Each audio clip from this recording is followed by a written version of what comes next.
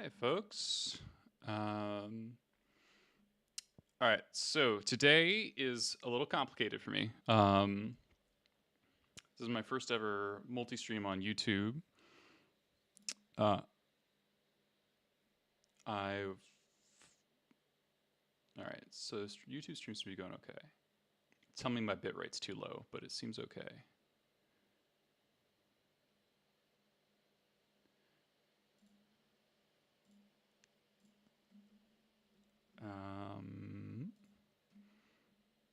People are gonna have to bear with me a little bit as I figure out how to change stuff.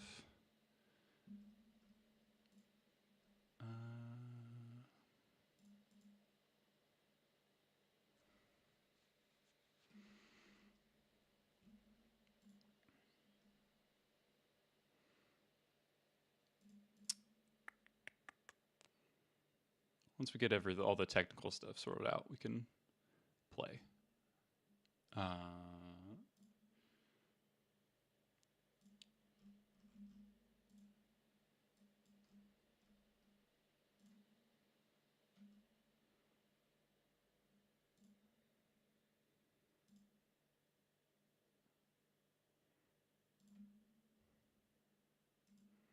right, let's raise the bitrate.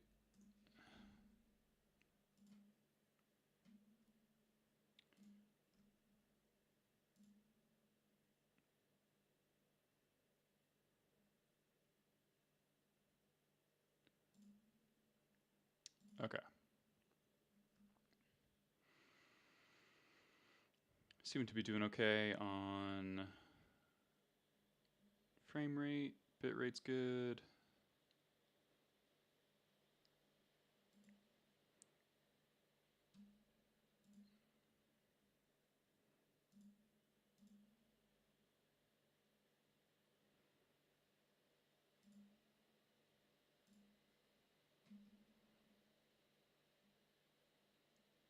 All right, 5,000 should be good.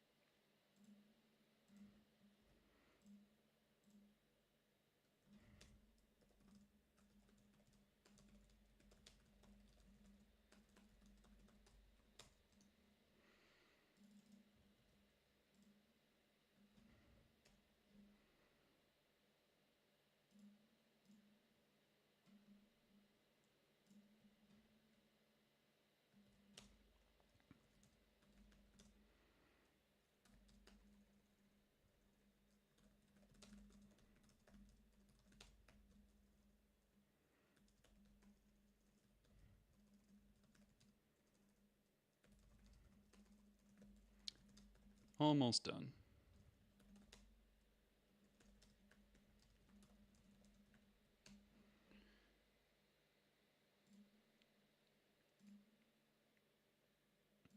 All right. This is gonna be a little tricky. It's a lot to juggle.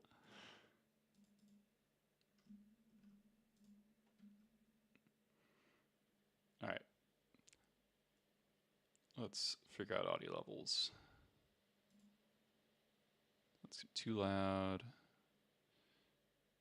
How's that? It's too little too loud for me.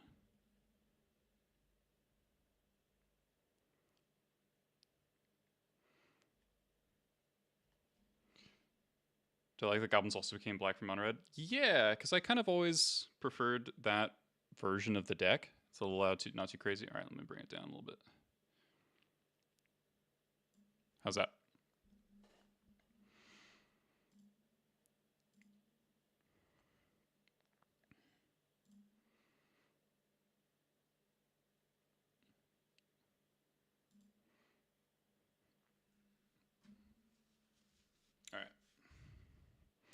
Yeah, I always prefer the black splash.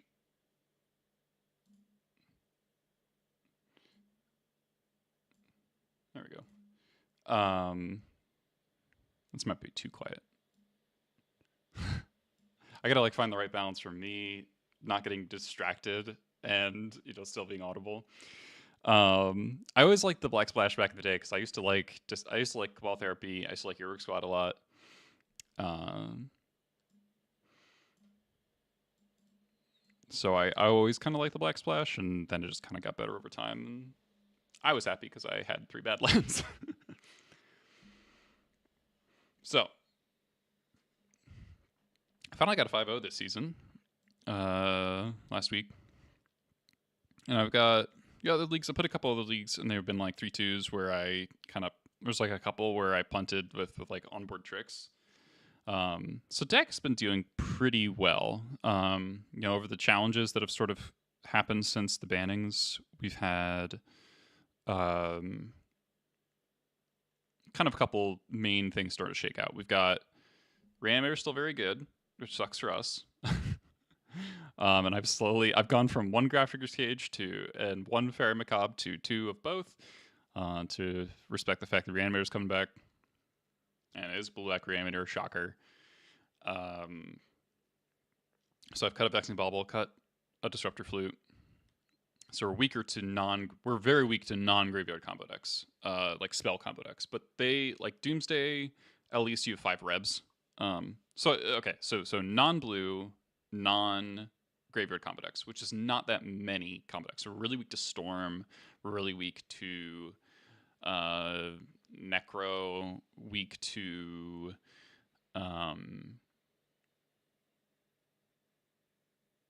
we're okay against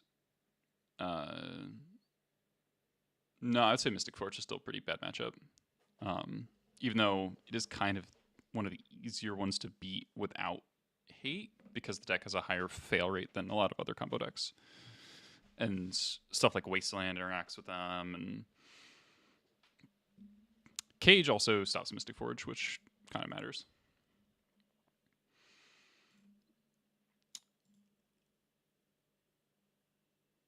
All right.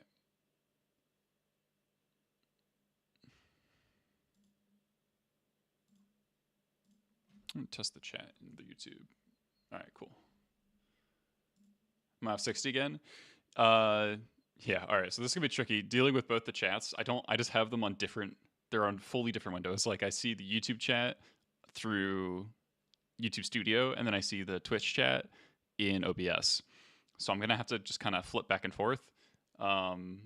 So if you're on YouTube, since all my streaming stuff is on OBS, I'm gonna keep that open, and then I'm gonna flip to YouTube. So if you're on YouTube, thank you for tuning in for this first stream.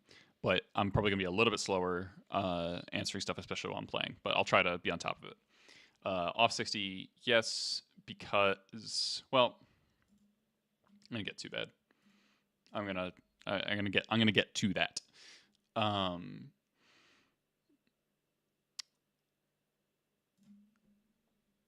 So that's the situation with the combo decks. Main decks I see in the format are there's Blue Black Reanimator, there's Blue Black Scam, there's Nadu, and there's kind of 2 variants. There's the Cephalids version, which is a bit more familiar. Yeah, we got music. At least on the YouTube stream. I mean, the Twitch stream, not the YouTube stream, because YouTube hates copyrighted music. We've got the Quarter Calling.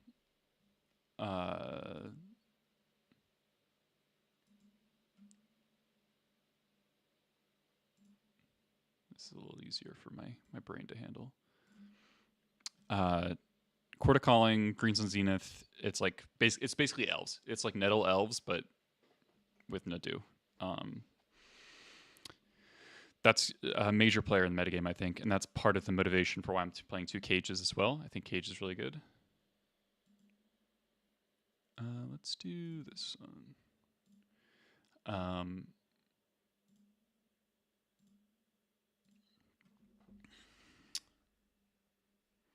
So, and then Eldrazi is the other like big deck, I would say. So it's Eldrazi, Nadu, and then the two different blue-black variants are like the main decks of the format right now.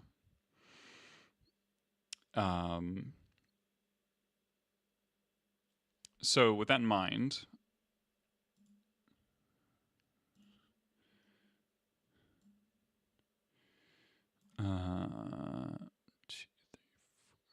so this is my last 5-0. Oh, okay. So I'll get to the question of going back to 60. I think going back to 60 is an option right now.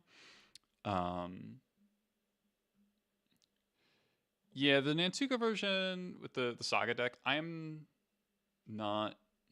Yeah, there's like these sort of the White of the Reliquary decks you can also loop in, the Elvish Reclaimer, White of the Reliquary decks. I'm less convinced those are like what I would consider like a tier 1 deck. Not really convinced by the Pinger guy. What if it's all a dream? What if the moon was made of cheese? All right, so let's look at these games because they have some cool games. It's game 1, pretty reasonable game. So, kind of notable thing there: lead on Badlands because I don't care if this gets dazed. I don't care if it gets forced. Most likely, I don't care. Island Go. I didn't want to get stifled, and I didn't want to expose the cavern to a wasteland. So that's why I led on Badlands. Chantal Omni kill you. Fireman's Foresight, like Limb Duel's all opponents, like actual blue-black Omnicell.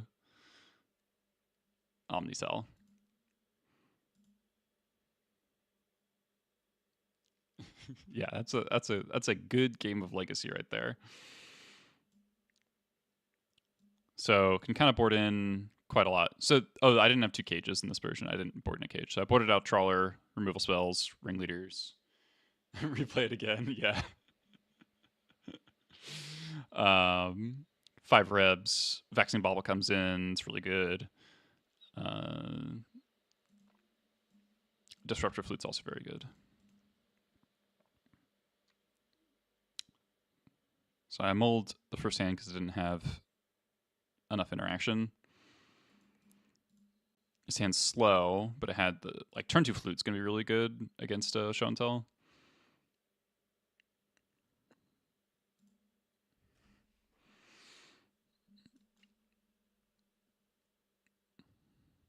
And here I have to clench a little bit. I get the Muxus, so if they do go Show and Tell, they have to have Omni, and I have to like not hit Slinging.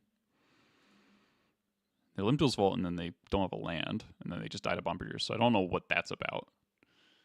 That was a very. I guess they just dug pretty deep with Limb Duel's Vault and didn't find anything, and then this is just lethal. So not the most interesting games so far in this match. This game is trash, yeah.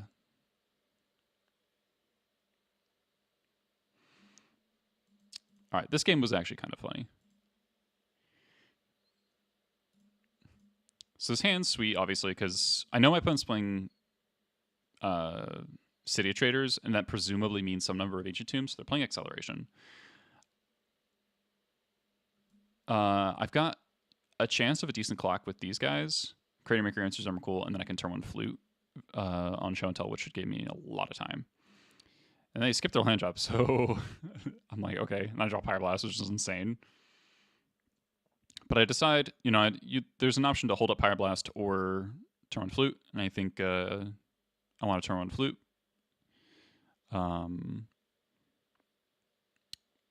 Just because it's better against Thoughtseize. So upkeep the Flute. And I don't know if they have 6 their turn, or they just like kept a no-lander. I'm assuming they have 6 their turn. And since the Show and Tell's covered, I can tap out. I get Thoughtseize.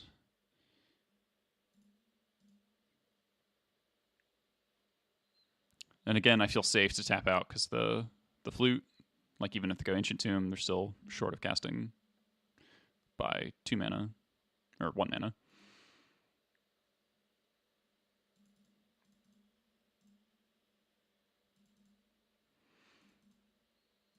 And then Wasteland's a really good draw. And I kind of make a mistake here. I think I should have Wastelanded first. At this point, I was thinking about, okay, how do I lose? Or what could be effective here? And I was like, oh, maybe like a Bowmasters could be in their deck. So I wanted to get the Mugwort Marshal in play before Sling Gang is likely to die. But that's not really good thinking because I think they would probably just Bowmasters in response. So I just like kind of fucked up. And then I Wasteland here, which puts me in this weird spot. Well, kind of.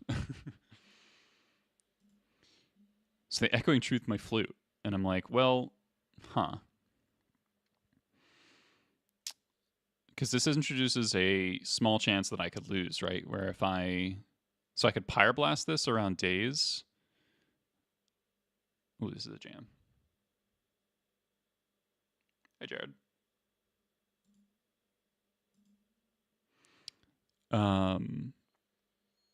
If I Pyroblast this, it's around days.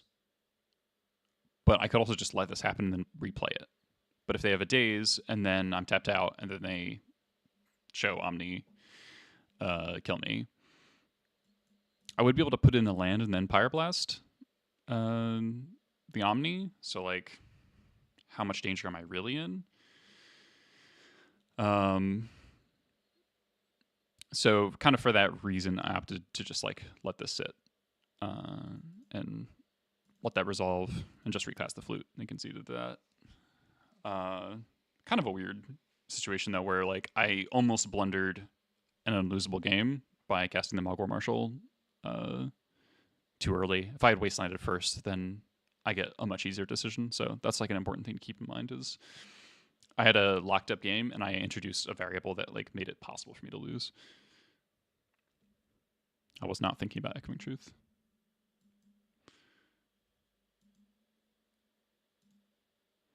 Heading to landing. Let's go. Well, listen, playing today. Get to that real soon.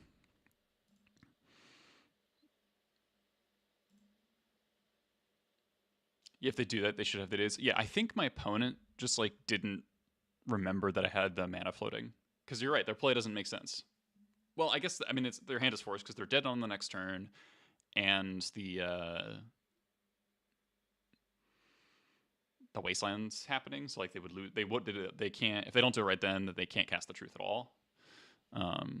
So. All right, so we're on the draw here. Hand would be a lot better on the play, but ditch a land. Tomb, get Once Upon a Time, or Ancient Tomb, or Once Upon a Time, get Ancient Tomb, play Chalice. I'm like, thank God for Cabinet Souls. Expert solid draw.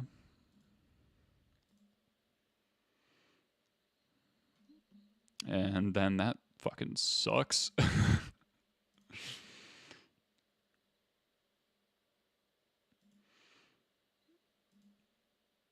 And now I'm like too far away from killing Fleshraker. And we have 3 Munitions Experts with no Goblins in play. Double Fleshraker. Yeah. And then, okay, so this is a big one. Do I block or not? Because I can kill a Fleshraker if I block right there, but then I don't have a Goblin in play, which makes these worse. So it's kind of a weird problem. And I would kind of like to keep the option of drawing a land so that I can Bombardiers, because then I can repeatedly Bombardiers and kill the Fleshraker turn after turn, and maybe save the Experts for something else. So I opted not to block, and I just killed the spawn. Do not draw the land, though. Possibly I shouldn't have attacked there, but I don't want to double block either way because of both of these cards in my hand. I think I get Micah spawned and concede because I have no permanence. So we had a good start with the Cavern Lackey beating the Chalice, but then the Kozilek's command really fucked me up with the pedal. So, and then also I think basically this was a problem of I needed just one I just needed one Goblin in play. But ultimately I probably lose this Micah spawn unless I draw like land Ancient Tomb. So might have been hopeless either way.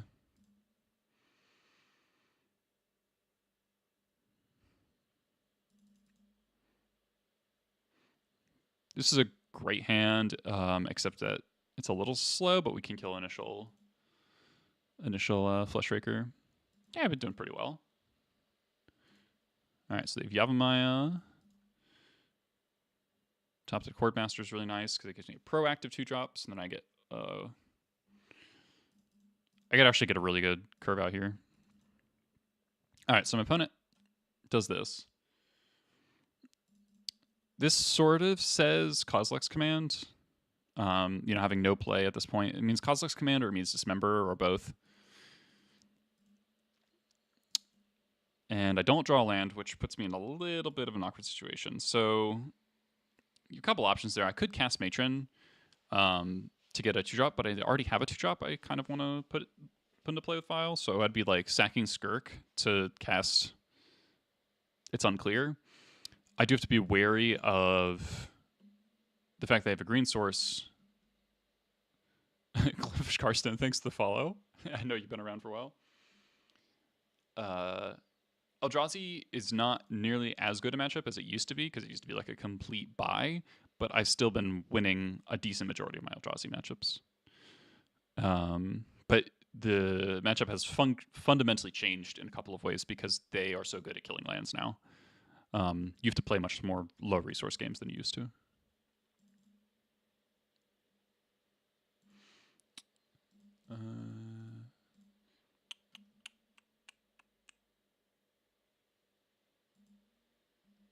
Yeah, they got a lot of good cards.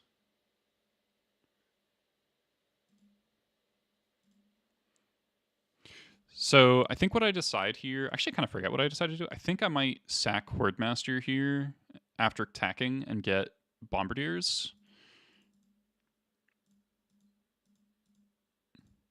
Nice. I sack the Skirk, yeah. And I get rid of bad lands, which makes me a little sad. The thing I'm trying to do is keep 3 Goblins in play so I can expert the Sowing Mega Spawn that I think is about to happen. So they did have Kozilek's Command. Sucks for me. But at least they took a little damage. But they only have a 1 spawn at a time. It finds the Thought-Knots here, which kind of sucks. So they get to take my Bombardiers. Kill a spawn token, and the Kozilek's Command kind of regrow the spawn token. Really just 1 of 3. Pyrokinesis is not bad. So now I'm trying to find a 3 off the Thought-Knot trigger and hope there's not a second Thought-Knot. All right, so they've played both of these at this point. Mogwai Marshal is at least castable.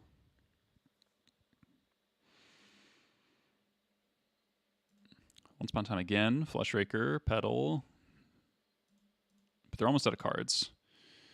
And I think they kind of like fiddle with their mana for a little bit, so I kind of feel like they have a Thought-Knots or another Kozilek's Command. Expert's a great draw. Because this has to die. Full brick, and it's like such a dagger too, because I'm like I'm missing land drops.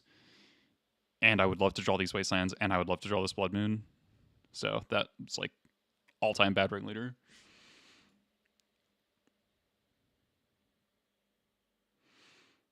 But they didn't Kozilek's Command me there. So I think the situation now is that they really want to activate Ayavugan, but they don't want to block with the spawns, because this is 1, 2, 3, 4, 5, 6, 7. So right now they have to lose the spawn. Mogwai Marshal, again, not very good, but it is castable. They just take all the damage, which I was a little surprised about.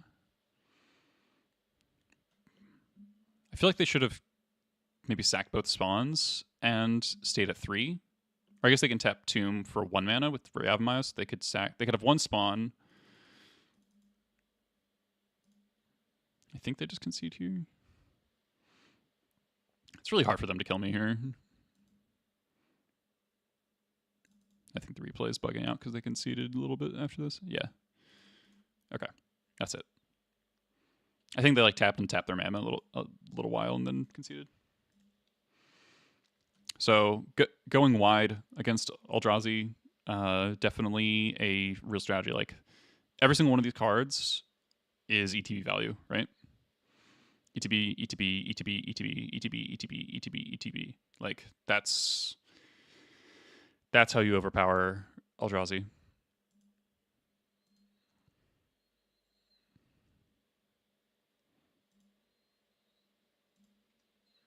All right, game 3. So what I've been doing against Eldrazi, game 3 on draw is always a little tough to sideboard for because you kind of need Lackey to break serve a little bit, and then you also don't want it because they're more likely to have chalices in, and it's really hard to connect. But I do have 2 Fury, 2 Pyrokinesis, so you get to do the Lackey, kill your 2 things, connect a lot more often. I cut a Sling Gang, I cut a Bogger, and I cut Passionate Mons because I've cut a Sling Gang because I don't have that many sack outlets left in my deck. And I don't love this because I like Passionate Mons in theory against Eldrazi, but based on how the games have been playing out, I haven't. You just like don't have the luxury of setting stuff up as much. There's enough disruption between Kozilek's Command, between Dismember, and Thought-Knot Seer. Like it's hard to get these things together. So, yeah. So I think I just board in the pitch cards and then the one Crater Maker. So I got a Wasteland Pass.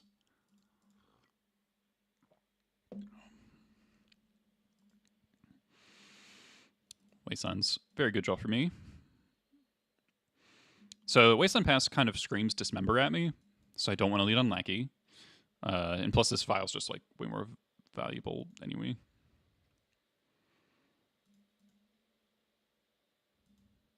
Again, this screams removal. Such a passive hand. This does kind of put me in a weird spot where I end up having to use my Wasteland on a Cavern. I thought it's possible I should hit their Wasteland instead of their Cavern because they do have a Petal, so they do have a green source.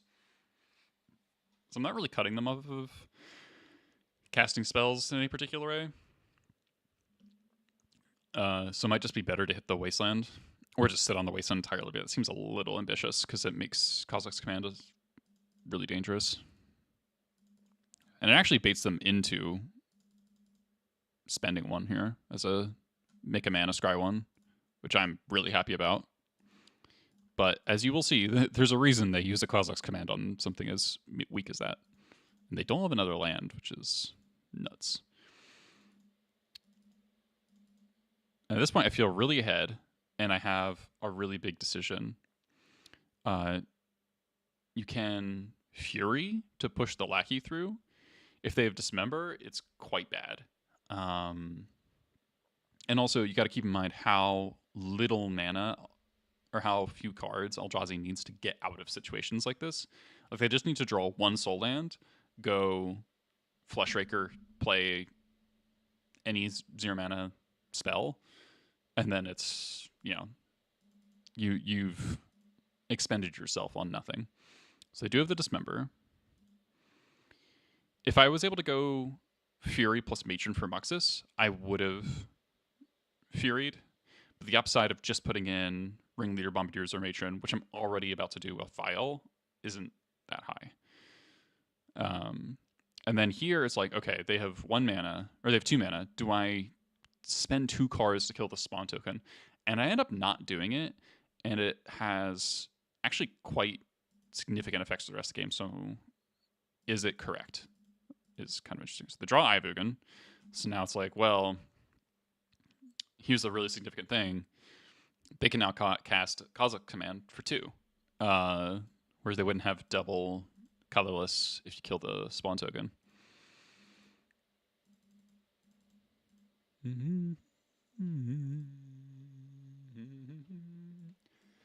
Time of fate. Go away. We got 3rd Matron.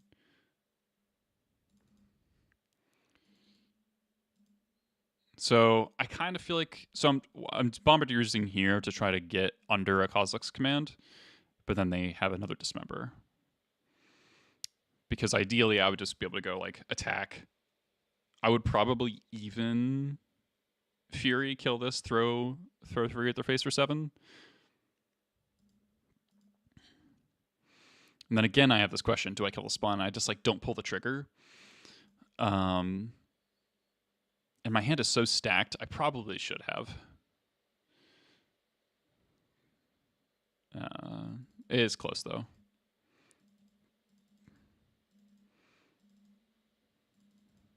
So causes command for 2. Now they get 2 more spawns. Draw a card. Find a land. More value that I can't do anything with because I have no mana. So like again, this Fury pitching a card is not a real cost right now. But they are at 11 from the 2 dismembers. Now they're at 9. So now I go for it. And now they have a third Kozilek's command. And I'm just like, oh, it's so bad. But I am starting to get to the point where if they don't have any more removal, I don't even care about Thought-Knots here, I can kill them next turn with Bombardiers. So Micah spawn, goodbye. Goodbye, my mountain. Micah spawn.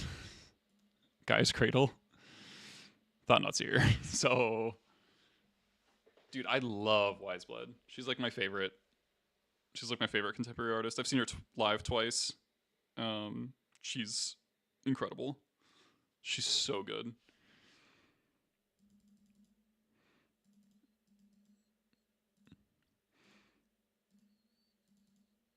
So now we're in this weird spot where Bombardiers is 5 guaranteed damage, but they can just block it. Yes, yeah, the visuals were really cool. The Adam Curtis stuff for God Turned Me Into a Flower was like very moving. I saw her in Manchester last year, and I was just like I literally cried. I don't know why. It's just like the onslaught of imagery with the music was just like I was very like kind of zoned in, and I just found it incredibly moving. Yeah, it was awesome. All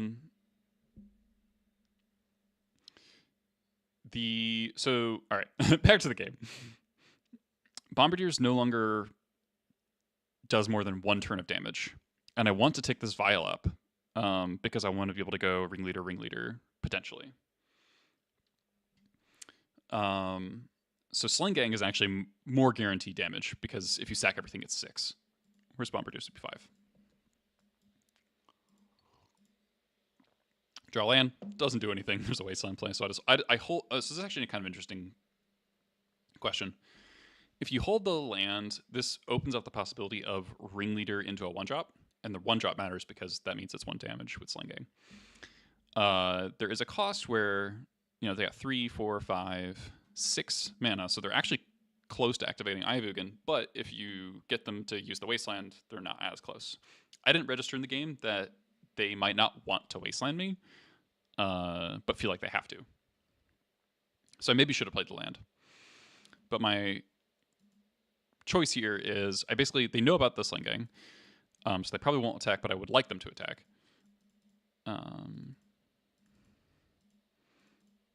And this is the 4th Kozilek's command, I think. They play Petal, so they just have bazillion mana. So they attack, which is terrifying, because I feel like they should think they're dead.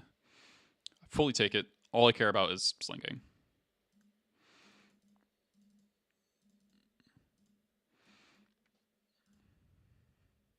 Check to the YouTube chat. 3 Matron's Hand would make sense to get a Lackey. I don't think it's just so hard for Lackey to connect in this game. If I was going to get a 1-drop, I would think I would have gotten Skirk. But again, I'm in this situation where I want to be spending my Goblins sacking to Sling Gang instead of making mana with Skirk. So the 4th Kozilek's command for 7. Scry 7. 1 top, 6 bottom. So Sling Gang comes in because I'm hoping to line up Sling Gang first, and then Haste on the next turn. And they Once Upon a Time using the Petal. I don't know what they're looking for here. I think this was like a little bit of a spew to Once Upon a Time right there. Pick up the Thought here. Like they could have. It wouldn't make a difference really if they have Thought Nazi'd main phase, because now just put in the Sling Gang and they spend 2 spawns. They take a redundant ringleader. So all right. So I upkeep. The Thought Nuts here kind of makes it redundant or makes it irrelevant, but I upkeep the ringleader here in case I draw Muxus, because then I possibly want to take up the Vial of 5, but with the other Thought Nuts here, it doesn't really matter. So I hit some good cards, but I have absolutely no way of getting him to play. And so I'm in this situation where if I'd played the Cavern last turn and then I drew Ancient Tomb, I would be able to play the Bombardiers. Or if I draw any land, I would be able to kill. I'd be able to play something. So I do have a lot of attackers, and so I have 4, 5, 6, 7. So I just need to get in for 2 damage this turn, which is not a lot. Then I draw Pyrokinesis, which is probably the best draw in my deck. And that wins the game. So, look, Ma, no lands. Kind of funny that this... So, beating 4 Cosmos Command and 2 Dismembers was pretty sick. I think I could have played a little bit tighter. But I think this game goes to show, like, how this spun out of control. Not out of control, but, like, into serious danger very, very quickly. And I think it all stemmed from not killing that one Eldrazi spawn with Fury. I should have registered that I was so ahead in the value game by having having the Vial ticking up while they're stalled out, that all I want to do is make them stall out harder, and it's okay to pitch a card to kill the spawn. Like, it's like Force of Willing a Lotus Petal.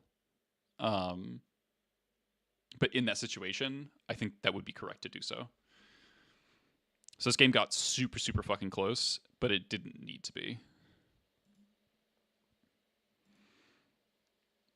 So that was that.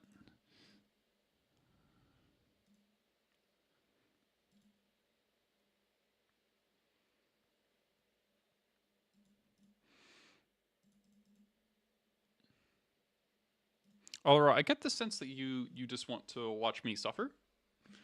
Is that what's going on? Do I have to time you out for being a troll? So 7 was really slow. This is pretty solid 6 on the draw. So this is Nadu or Cradle Control, probably Critical Control given the Ignoble Hierarchs.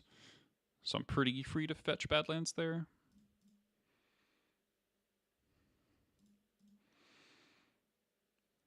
Here is white.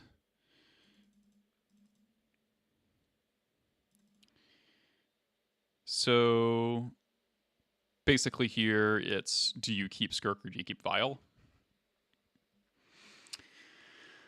And then there's the more aggressive, dangerous line, which is Vial and Skirk, cast Morgul Marshal, sack, play Bombardiers, sack, token. The problem with sacking the token is that this is something that has happened to me. Oh, this song is nuts. It's not really streamy music, but this is one of my favorite songs. Turn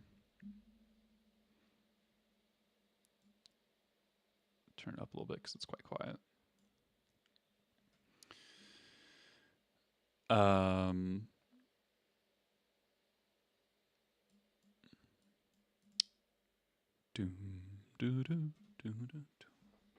Okay.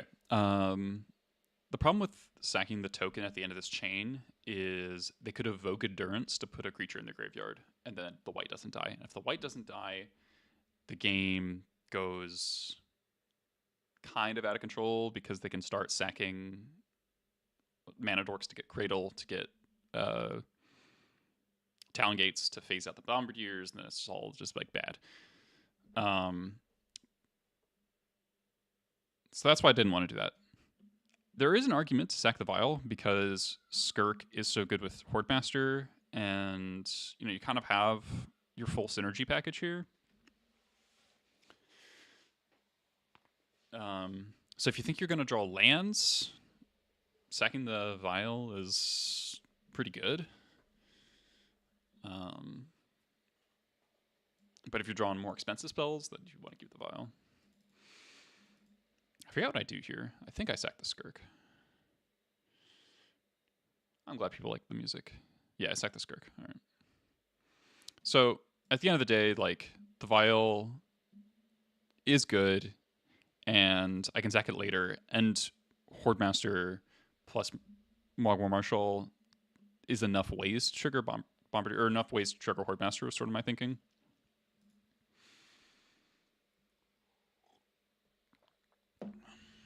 So they spit out some more dudes, including another white, but that's fine. Draw Matron, just sick.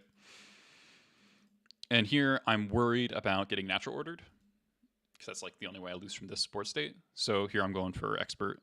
Kill the white, kill the hierarch.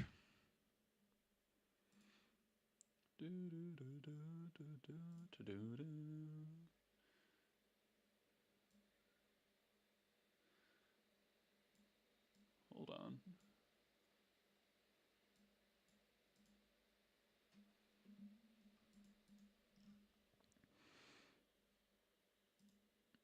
Oh no, I didn't do that. Why didn't I do that? Oh right, because it doesn't make 4 mana. It doesn't stop them from having 4 mana anyway. Right. So I take the line that gives me a kill through Atraxa next turn, because I don't think I can die to Hoof. Get fucking Hornet Queen. Yes. Yeah. Yeah, Hornet Queen. I forgot.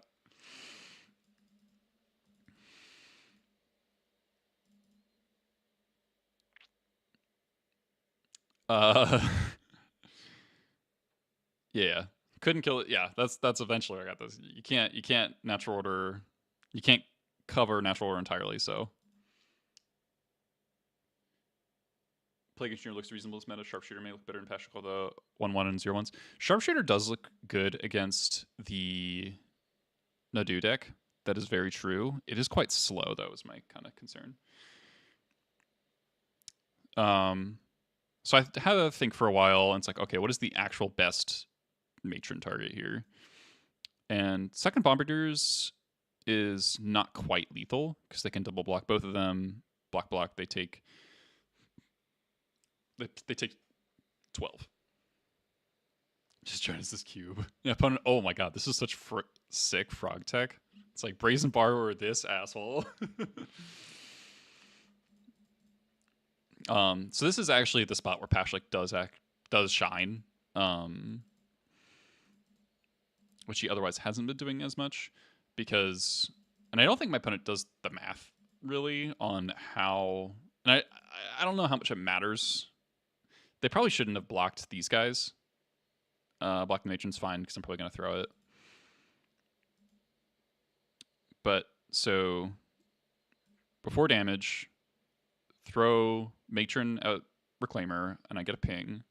And so I get to ping off, basically, I was going to flip through this. Everything dies, and they take 1. Tracks trigger should win anyway. In game 1, not necessarily, right? Because like you draw 4 cards, and if the opponent's playing, if they're playing Reanimator, they could reanimate Archon to kill it potentially. They could Brazen Borrow it, because a lot of these lists play like 2 borrowers. So Trax is not always going to work. It's usually going to work, but Hornet Queen, yeah, against tempo, yeah, that's true. And my opponent has nothing. Yeah, and from here it's sort of rudimentary to win. Yeah. So I was going to be a little concerned about endurance and not attack with Pashlik. And then I draw Sling Gang and they're dead anyway. But I think I just don't attack with Pashlik, and then it's lethal. Yeah. Because you need exactly like 2 damage. So 2, 4, 6, 8, 10. Because all right, so they go to 12. Sack this 10, 2, 4. Are they not actually dead? Did they concede a little early? Sack this. They're at 11. 10, 2, 4, 6, 8. Yeah, it's actually one short.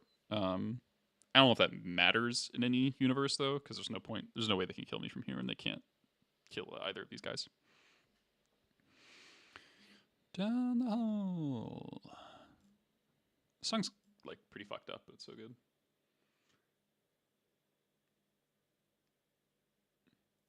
I don't know if we can call Hornet Queen Legacy viable. It's kind of sick, but I don't know if we can call it. I mean, viable. Viable is a very nebulous term. This is Nick Cave. This is The Doors. I first heard the song in Apocalypse Now, which is one of my favorite movies. And this is like the full version of it. All right, so this is, if your Critical Control opponent does this, you know they're like super fucked. Surveilland, I liked it, but I also was tired of missing my curve because of a tap land. So here, you just let them play into it, and it's just like, oh god, scoop. The sick thing is like you get to. So what you do is you fury their board. They're sad. You put in bombardiers. You play Skirk. Because then the Skirk gets to be the fodder to the next bombardiers activation. So even if they were to theoretically be able to play something next turn, which they probably can't, sack Skirk, kill that, connect Blackie, put in ring leader, game's over. And also, kind of nice, you don't have to wasteland there. You can actually just hold up the wasteland and wait until they put something on the stack in the wasteland the cradle. Take a chance with us.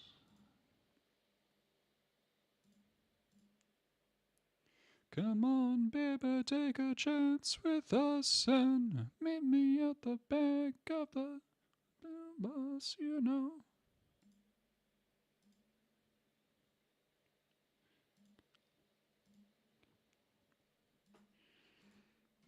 Another Eldrazi match. It's kind of nice when they tell you what they're playing.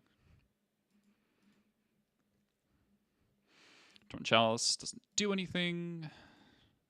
Thank God for being on play. Easy matron from Bombardiers here.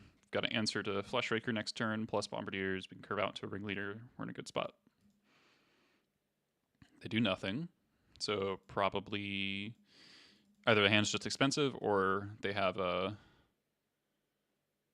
Yeah, dude, Apocalypse Now is so good. They could have a Complex Command. This is sort of an interesting point where you could just Ringleader. But I wanted to get the Bombardiers in play before Thought-Knot Seer could potentially take it. And they can't Kozilek's Return to kill the Thought-Knot Seer. Or sorry, they can't Kozilek's Return, Kozilek's Command to kill a 3-drop yet. So it's actually safer on the battlefield than it is in play.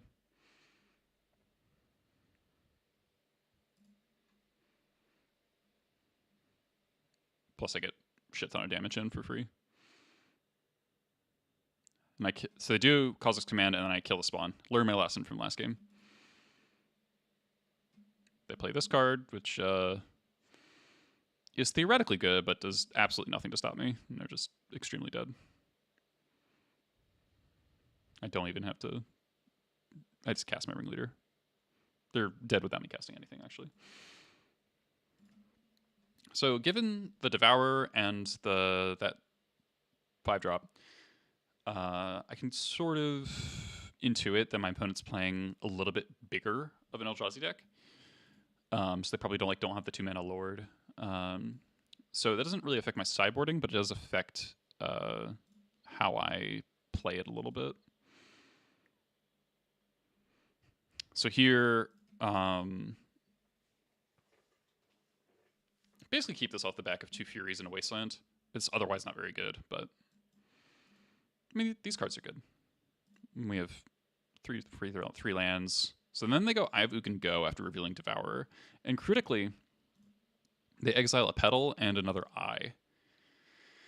And I think this is what leads me to Wasteland them, because even though I do want to develop my 2-drops normally I don't like wastelanding Ivugan until late game against this deck because it's not an actual producer of colorless mana, which is usually what Eldrazi can get gated on. Like, it is important that Ivugan doesn't actually cast any spells.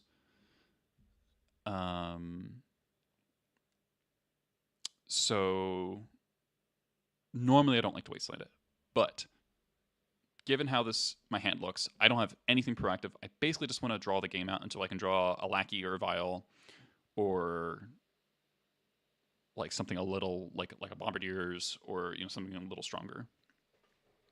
So I decided to wasteland here. And also, a lot of these decks only play 3 eyes, and they exiled one of them. So the likelihood that they have multiple eyes in their hand, and they kind of punish me for my wasteland, but just having the second eye is like quite unlikely. So it's Ancient Tomb. I draw the Bombardiers. I do need to draw a third land now, and I think there's a little bit of an argument to play the Boggart here, because if they Thought Not Seer me, they could just take my land, which could be really bad. But then I would have to Fury it and then miss on my draw step and the draw trigger to like truly get disrupted. So I figured it wasn't worth it, because the downside is if I draw the Ancient Tomb, I can't play Bombardiers.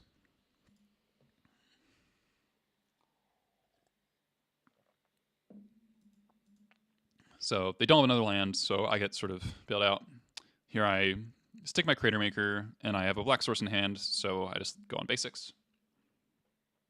The reason to play the Crater Maker instead of the Mog is, one, possible I want to pull a removal spell from their hand. If I draw a 1-drop, I might want to go blow up your Chalice, play the 1-drop after attacking for 2. It's worse if I like am confident that I want to go like Bombardiers, sack Mog or Marshal. So if they go like Flush Raker. But with 2 Furies, I might even then prefer to go Bombardiers, attack, Fury post-combat, sack the Fury. Then I get paid off with the world's most costly 6-life Dismember. And then I draw second Bombardiers, and the game's just like Omega over, because they just take 1 million. GG.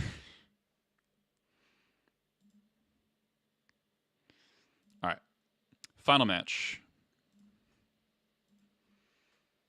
This is for all the marbles. And this is by far the most interesting match. My opponent, Be Excellent, I have recently been watching on YouTube. It's a cool YouTube channel. Plays a lot of blue, basically mostly blue decks, so like blue tempo and blue control, mostly control. And so I had a rough idea that he'd be playing some sort of bug mid-range stuff when I queued into him, because I was just watching his videos like earlier that day. So solid hand. There's a little bit of a question of, do you lead on Badlands or Mountain? So Tamiyo, it's a little scary. I draw Bombardiers, so that makes it so that I need, like, it's unlikely that I need to play either of these next turn.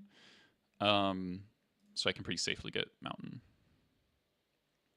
Because if I need to play the Expert, then I can use the Boggart. So they Brainstorm, flip. This card's very good against Lackey. Unless I draw a Horde Master, which I don't. So here, before I even play the land, I have a very...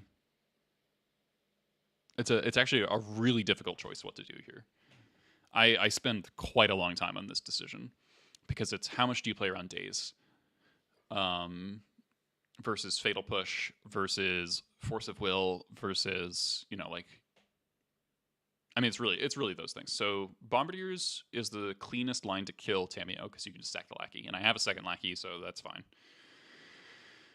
Other option to try to aim for more upside would be I could Matron for Horde Master right now and try to connect with Lackey next turn. That kind of surmises that they don't have a Fatal Push, which is a bit of a dangerous thing to surmise, because I have no reason to believe that. And Fatal Push is very common right now.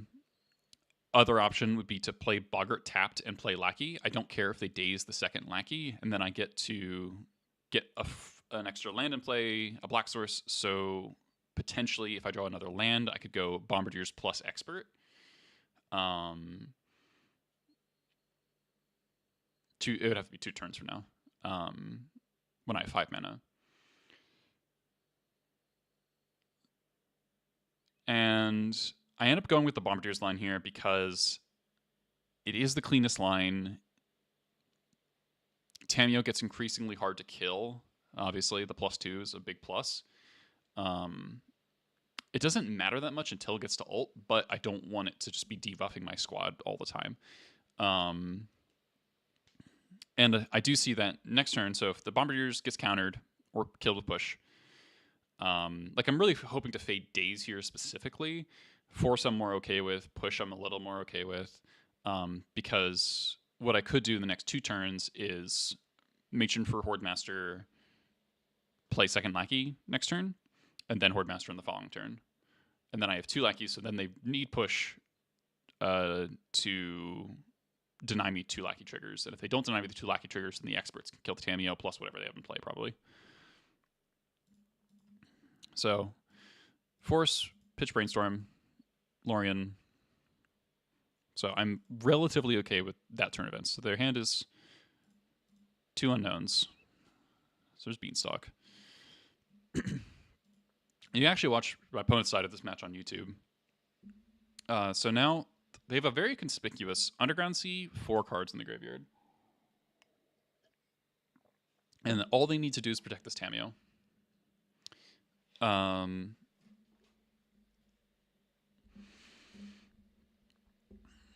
And so 2 big cards I was thinking of were Murderous Cut and Fatal Push. I don't think they have Fatal Push really because they probably would have pushed the Horde Master, or sorry, the Bombardiers instead of forcing it if they had push. I think when I watched the YouTube video, I think they just drew the push the turn after. So go for the Horde Master. Second Beanstalk, Island. So again, this is push or Murderous Cut. Draw a Cavern, which is like really, because now I was like, okay, do I think about Force? Do I think about Daze? The other thing, now here's the giant brain thing. Do you play around Murderous Cut specifically, or do you play around Fatal Push? Because if you don't play around Fatal Push at all, the actual correct line here is Boggart off of Badlands Tomb, exile the graveyard, and then Cavern Horde Master. That would actually win the game if they have cut, no push. If they have push, it's disastrous. You just lose the game on the spot because the Tamiyo ults. The middle line, which is what I end up taking, is I'm trying to absolutely guarantee that I get some amount of damage on this Tamiyo so it can't ult. And so that means I'm going tap Mountain, tap Tomb, play Horde Master. It kind of sucks if I get Force of Will, because then I draw 2 cards and I lose my Lord, and they don't even have the removal spell. But it's the best line against push. And Murderous Cut. Or if they have, you know what I mean. So, Matron at Tamiyo. Or no, I changed my mind, right? Because I'm like, okay, so if this does work, the Matron damage, the Tamiyo's going to die to double expert anyway. So they do have the push. And I think when I went back, they actually did both. So I'm really glad I went with this line. And I hit Matron off of the Horde Master trigger, which is pretty big. So I'm like, okay, this is doable. There's Baleful Strix. That doesn't matter too much. And Murktide, draw 2 cards. That matters a lot. And I'm at 13. And I draw Bombardiers. So now this is a really difficult spot again. It's like, well, shit. How do I proceed? I have to either kill them in 2 turns, kill the Murktide, which is very difficult because it's an 8/8. I would have to be able to go. Basically, the line to kill Murktide would be Expert plus Bombardiers. And again, they don't have removal or any counterspell, and that seems a little tough when they have 2 Beanstalks. And also, doing that denies me Matron value. It puts Matron into exile. So I try to get a little bit of information by experting first. Because if they have removal, they end up using it on a less valuable. None of these creatures are particularly valuable, and that gives me some information. Because then if you're using removal spell, then I might just play the expert or play the Bombardiers anyway. And now I go for Matron. And at this point, I'm like, okay, I'm at 8, or I'm at 2, or rather 3, depending on whether or not the Baleful Strix attacks. It probably doesn't. I'm just going to go for Muxus. And then I play, so I have 6 lands. So I'm praying for no wasteland. And then they have Tamiyo, Murderous Cut. I do think if my opponent was able to, I think my opponent maybe could have put me on no outs. If they had, it depends on when they drew the frog actually, because they could potentially have, if they had the frog already, they could have gone frog.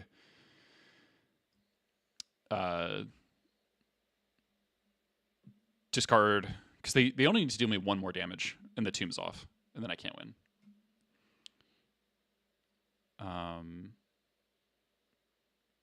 So, like, discard 2 cards, exile this, grow the Murktide. Not sure if that was possible, though.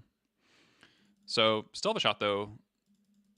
Just need to hit good off this Muxus, but we don't have any Haste Lords, so I need to hit, like, Sling Gang. I can hit a Skirk, because I can cast the Bombardiers in my hand then.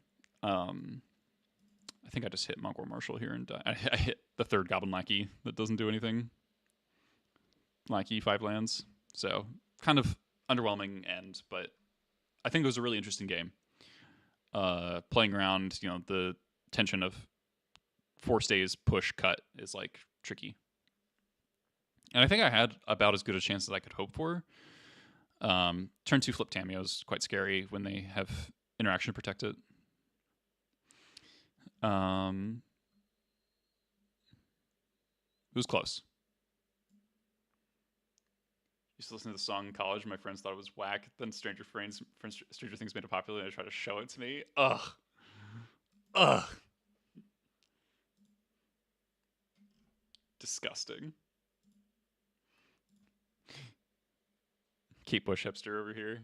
That's okay. I'm kind of the same way. Though I also found it in college, but that's because my dad was like, "Hey, Eli, listen to this album." My dad has usually very good music taste. He has some stuff that I'm not into, but so this hand's pretty great. It's a little payoff heavy. Like I wish one of the 2 payoffs was a land, or basically a land. But we have a lot of the important cards, and if we get to go, Lackey into Sling Gang, Horde Master, Pyroblast, your frog, game's over. I also cut 2 lackeys because of Tamiyo, and I know my opponent's boarding in like 4 Bowmasters. So it's nice to have like one of your 2 lackeys in your opening hand, and then you don't have to worry about drawing them later.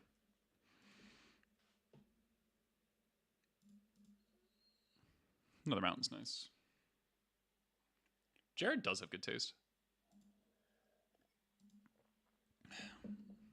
So Bowmasters makes me sad. Whiff, hit a land, draw another land.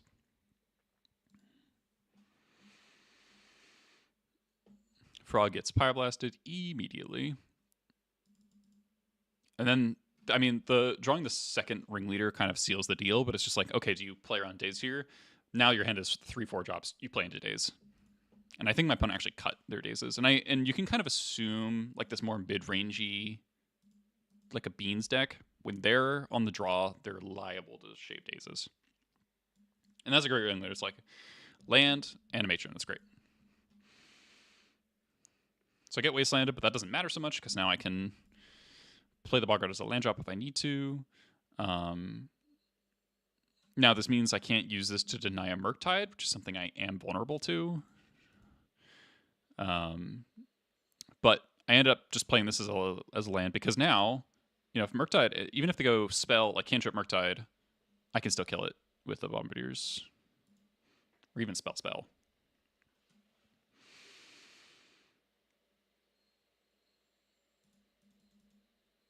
So now we draw a Reb, and this Reb really influences the way I play the rest of this game. Because now, instead of going Bombardier's Wasteland, I get to go Horde Master, hold up Reb, attack. And watching my opponent play this game, they misunderstood how Broadside works exactly, so they take a bunch of damage here that they otherwise wouldn't. Because my opponent actually has a push here and doesn't use it because they don't want me to go like, oh, land Bombardiers, sack it post combo. They didn't realize that Bombardiers itself has to attack. You can't. And they were also really feeling the time crunch. So we're like very much halfway through this game too, not even. And they're at 8 minutes. So if they lose, they have very little time for game 3. So take damage, had the fatal push. So at this point, I was like, why did you not do that? I think if they had realized that probably double block the ringleader, maybe? I'm not sure.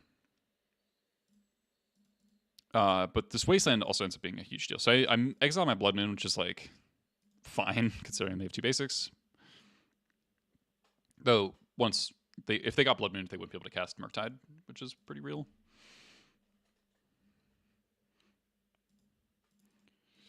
Ancient Tomb, insane draw. Ancient Tomb's so good here because now I get to play Ringleader with Reb backup, draw Bombardiers. So I expected this Bowmaster attack all. I'm happy with this trade. They're at 7. This is lethal. Murderers cut the Ringleaders. Fine. They're trying to draw cards because their mana's all messed up. This ain't no disco. Cavern Sicko draw. And Sling Gang kind of stabilizes me here. If I had mana up there, I would have rebbed that Brainstorm. I get Wastelanded again, which is not my favorite. But then my opponent actually concedes here. And I think that this is actually such a smart concession because they just hit 5 minutes and they know I have 2 Bombardiers and they only have 2 cards in hand. I actually just would have attacked here and played Mogwai Marshal and then rebbed the next thing they did. And there's just like no way they can beat that. So they recognized, he recognized that he can't grind through what I have. He knows about both Bombardiers, so he just concedes for time. So I thought that was a really smart concession.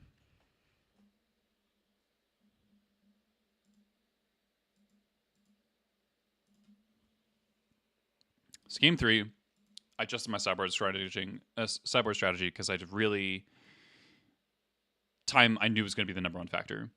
So I boarded the Furies back in because I thought the easiest way I could lose would be turn 2 flip Tameo and just ult it really quickly. That could definitely happen in 5 minutes. Or like double Bowmasters, daze your next 2 plays kind of thing.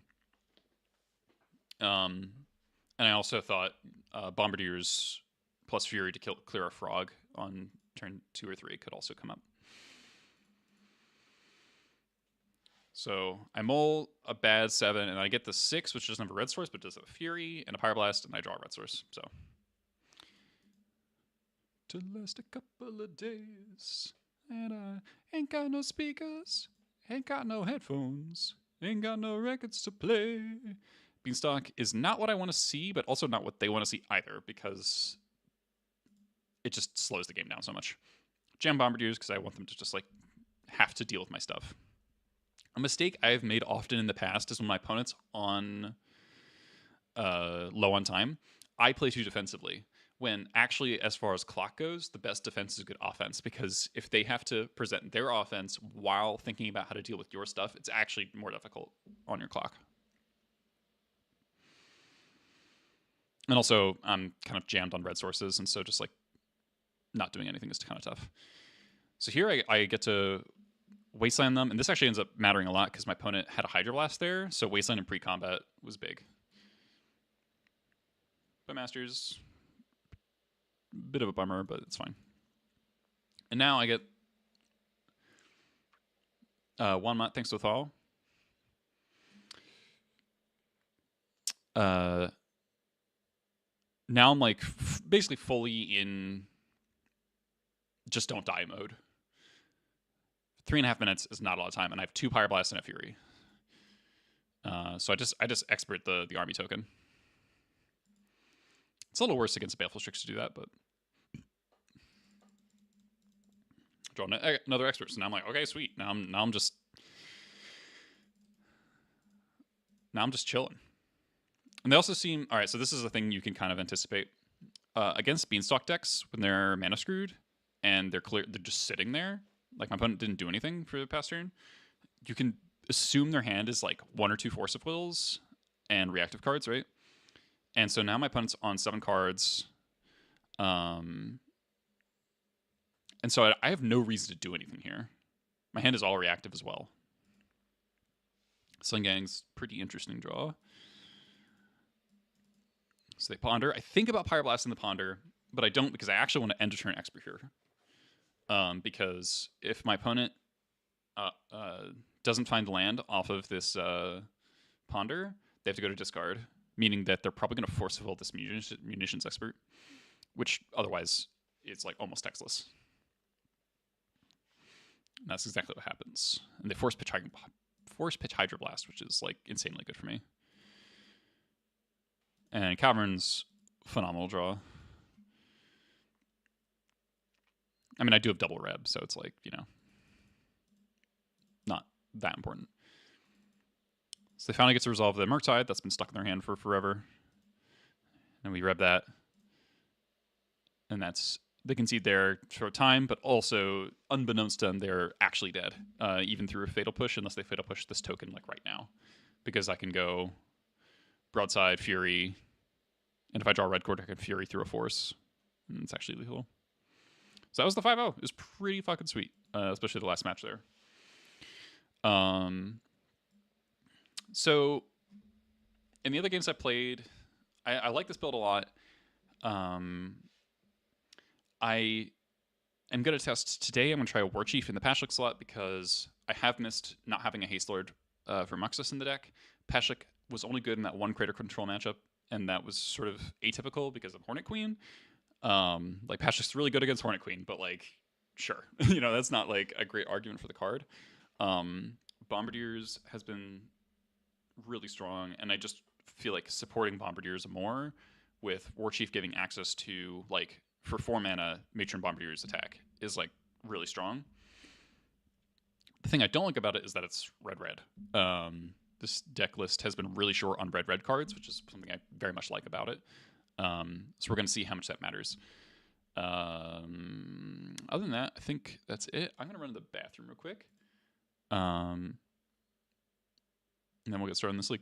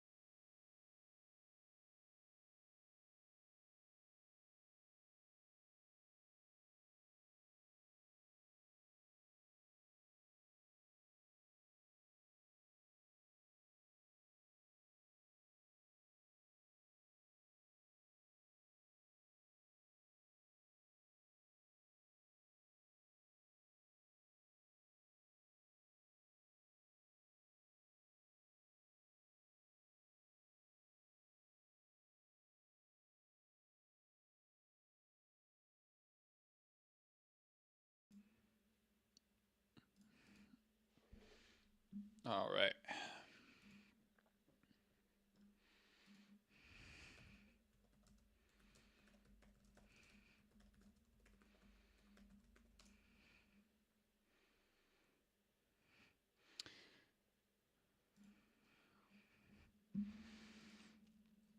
Termagurf.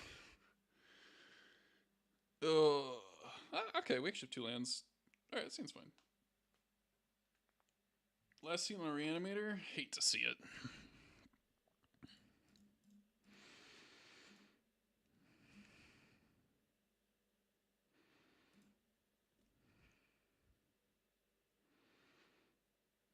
Tamia Ponder. Okay.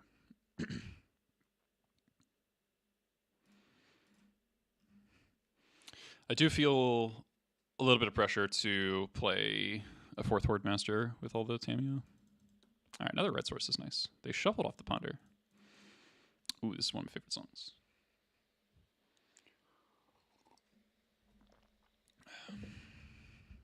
So probably a frog here.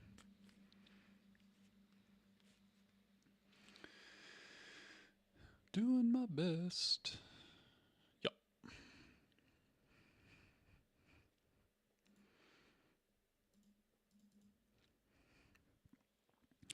So I think you just play the second lackey here. It makes it risky for them to attack with the frog. If they have the entomb targets in hand, I'm dead anyway.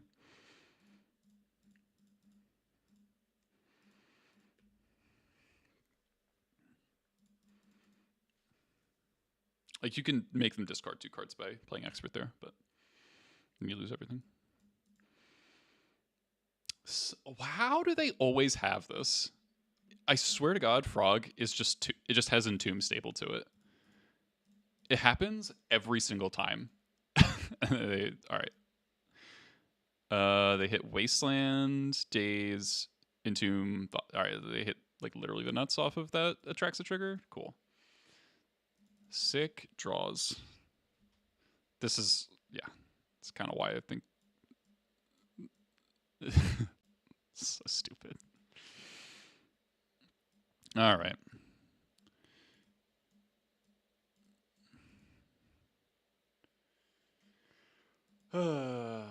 Always with the fucking Atraxa in hand.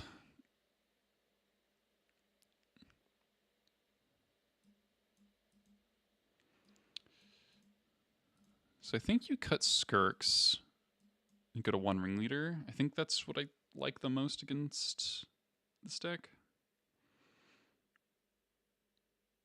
Don't know about keeping Warchief in. You could do Vexing Bauble for Force and Days, but I don't think it's worth it. They also might cut Force and Days. Or probably some amount of dazes on the draw.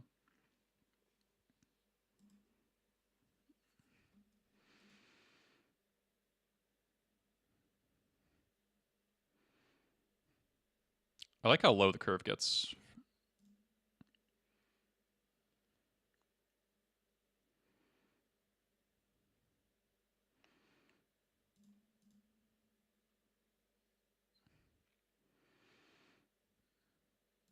Okay. I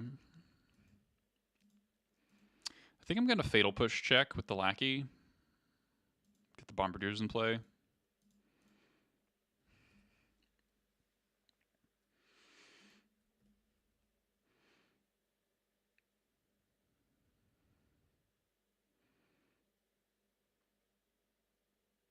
Okay.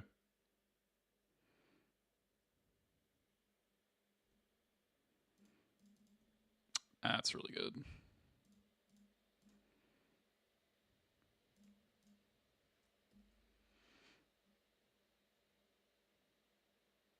Wow. Okay.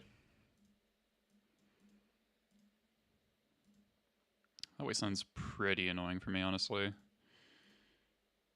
H2? Ooh, another Lackey.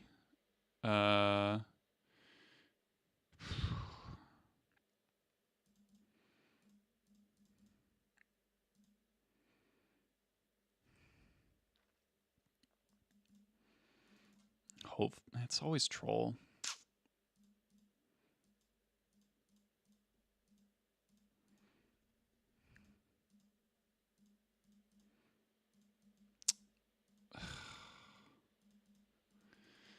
Come on, dude.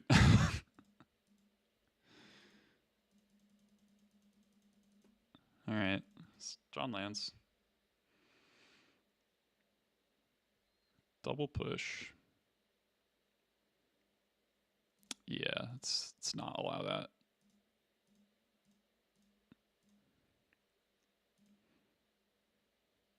No land? Yeah, okay. So Scryland would be really good here. I guess I will take Mog.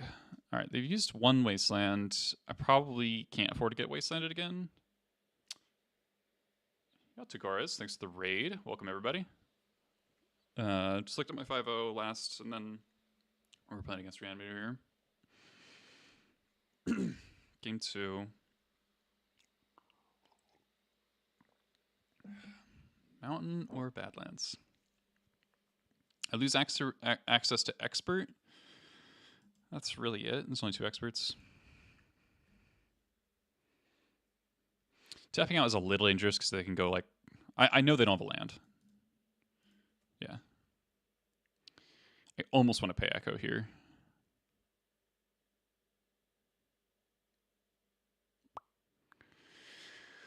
Oh, I shouldn't. I'm tempted, but I shouldn't.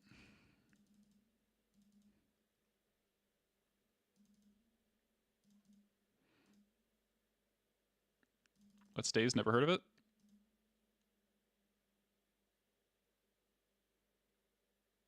Fuck.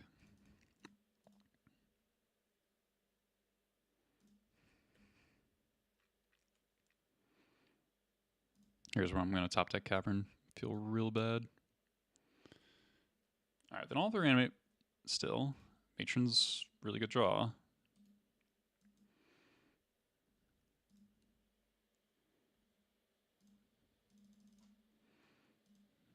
Alright, no second days. I think we just get another Bombardiers. I could get Boggart, but it's too hard to cast. I could also get Horde Master there, deal 6, but this is just more damage. Because now if they reanimate Bombardiers, I don't care. I mean, Troll. Don't care about that Wasteland. Glad I fetched Mountain.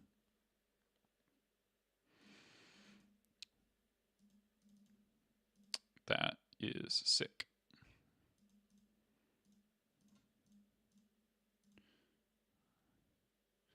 Nice. Wasteland, good card. Alright. Born with a big heart. Guess I must be having fun. The less we think about it, the better. Make it up as we go along. So Lackey is good for tanking pushes, which is pretty relevant. Which is a big shift from the Grief meta, where they never had to push Lackey because they would just always have a blocker.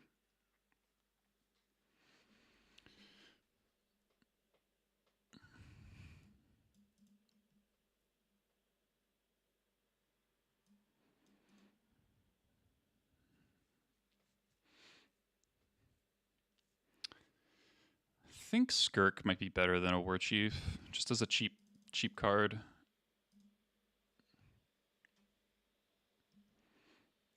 Plays around days. All right, we got... Okay. I hate that this hand is risky against fucking Reanimator, but... All right, the Multi 6.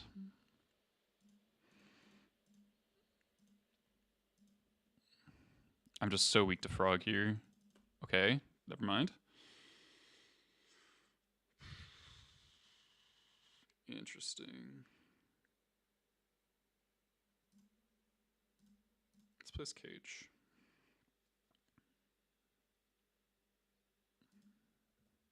Okay. Okay, glad I didn't Wasteland. But I guess I'm already there. Forg. She lifted up her wings. I guess that this must be the place. Alright. Game comes down to this. Do you have Force of Will? You do not. Do I Wasteland?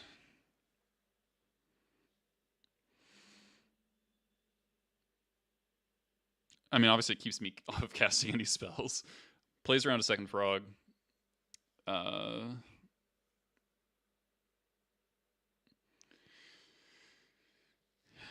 Ranmir does not play many lands. They've played land without. They can't trip for what first land? Oh, this is tough.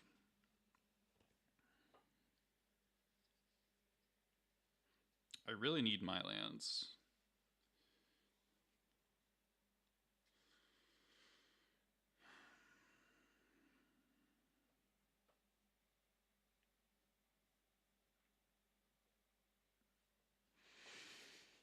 It's really bad if they go Frog Wasteland me. That's worst case scenario. If I wasteland them, they wasteland me back. Then I have to draw a couple of lands before they draw one land, which isn't that unlikely because I have 24.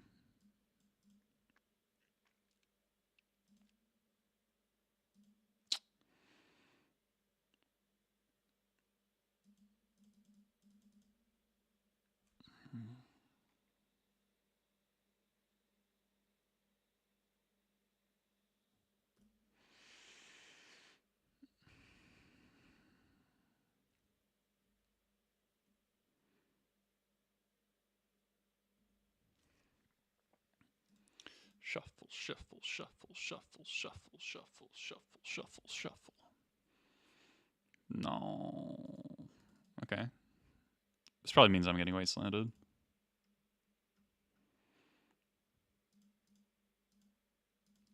Interesting. Well, that's good.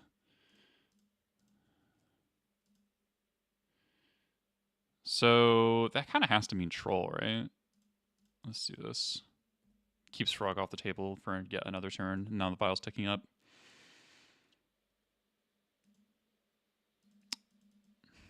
Okay. Don't really understand. Unless that was just like a sick bluff.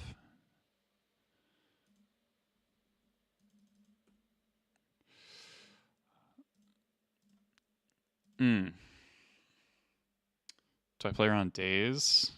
Oh, so punished for wastelanding, huh?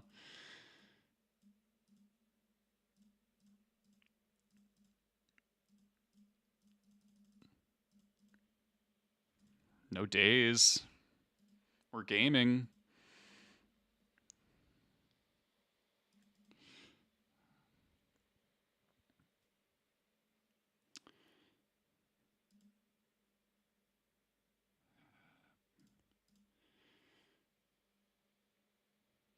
Okay. All right. Really glad I didn't wait on the Reb. Very vulnerable to a Brazen Borrower.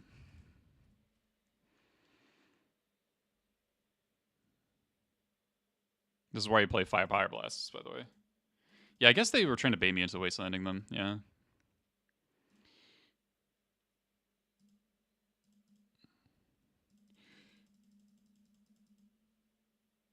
Borrower. Bowmaster. Okay, super happy that's Bowmaster.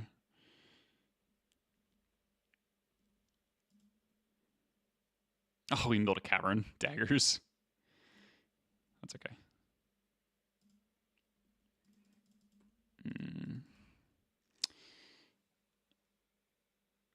They are either a genius or they set up the ponder wrong, yeah.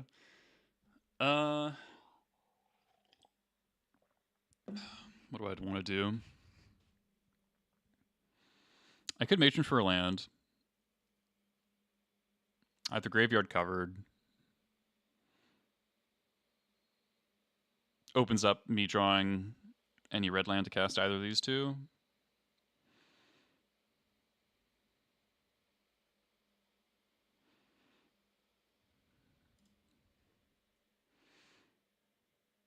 I guess I could just be ticking up and matroning for. I want to play around Brazen Borrower.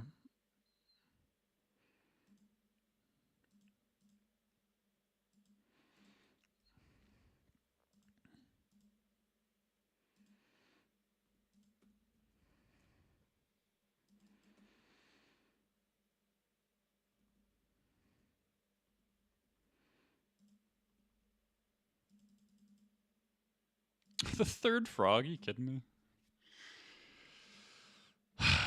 All right. Draw a land, please.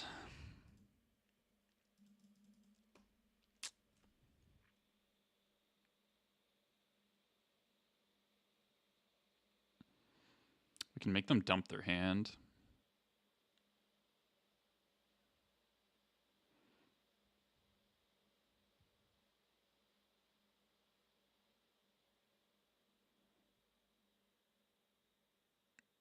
Do I even win that exchange, though?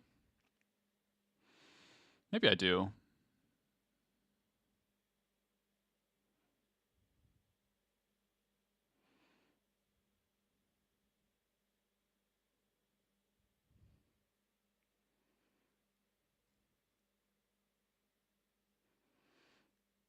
Yeah. Still, if I draw a land, I can still kill the frog next turn with Bombardiers. So yeah, making them sack their hand is actually good.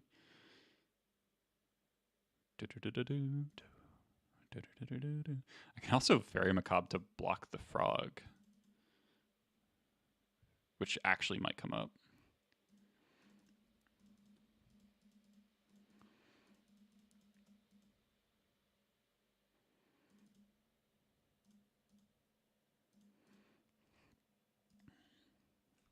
Ditch your whole hand.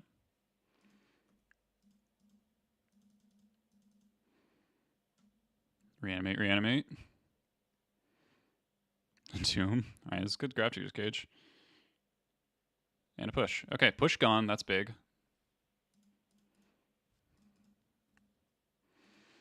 Alright, so we take a big hit and they draw a card.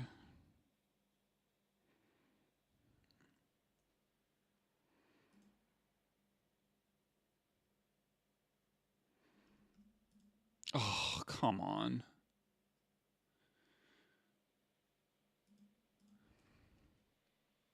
And they have one card.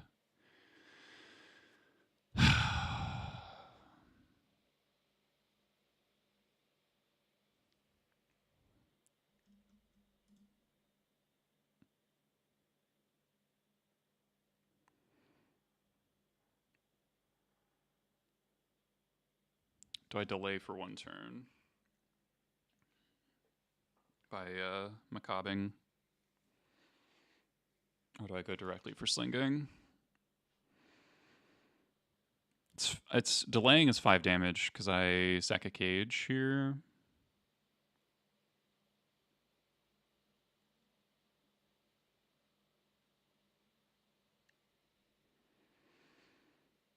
Okay, I'll wait.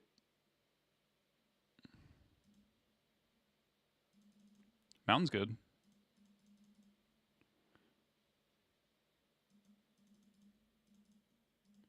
Yeah. Yeah, I definitely ignore the orcs.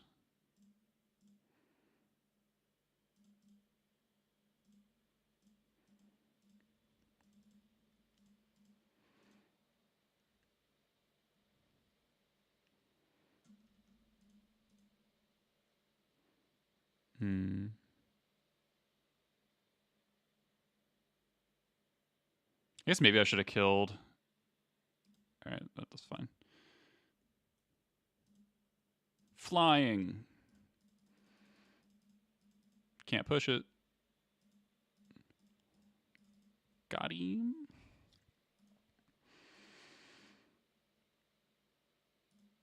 Alright, now Val goes to 4. Oh, God, fucking Wasteland, so bad.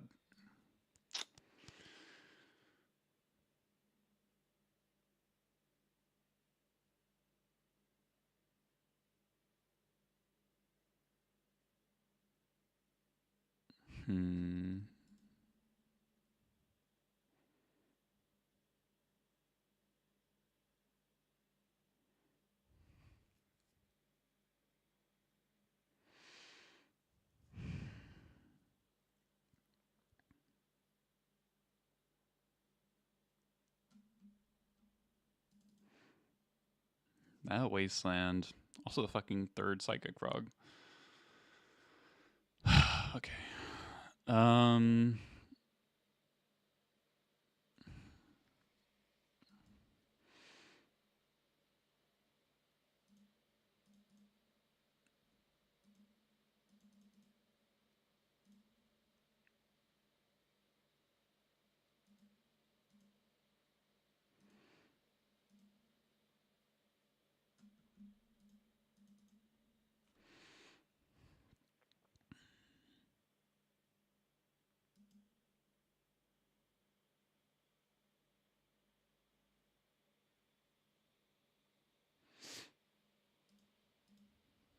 I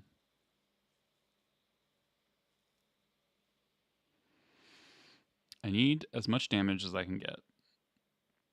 Do I sack the vial? I've only got one ringleader, one sling gang left. It's the only chance it has to be useful. I think I sack the vial.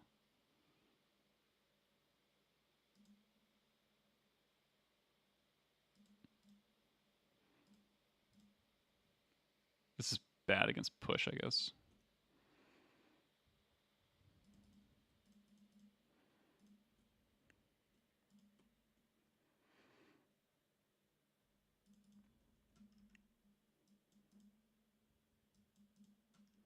So we were wanting to draw a land. A Pyroblast. That's basically it.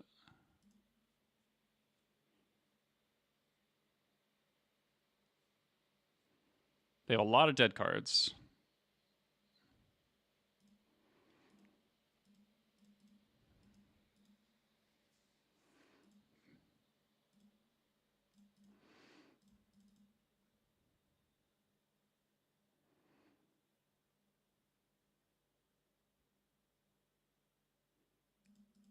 Let's go. Don't think I tag with Sling Gang. This is just lethal, right? 1, 2, 3, 4. Or, yeah.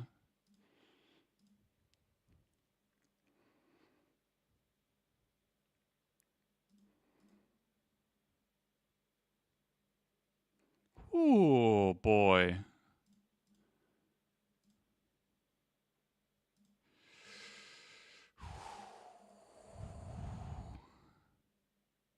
What a nail biter.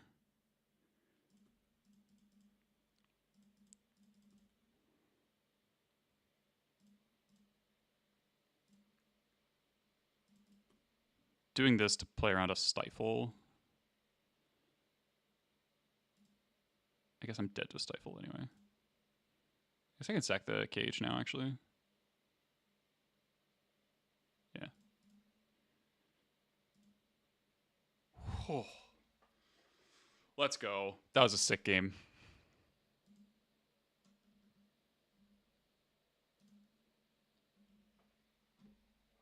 Oh, man.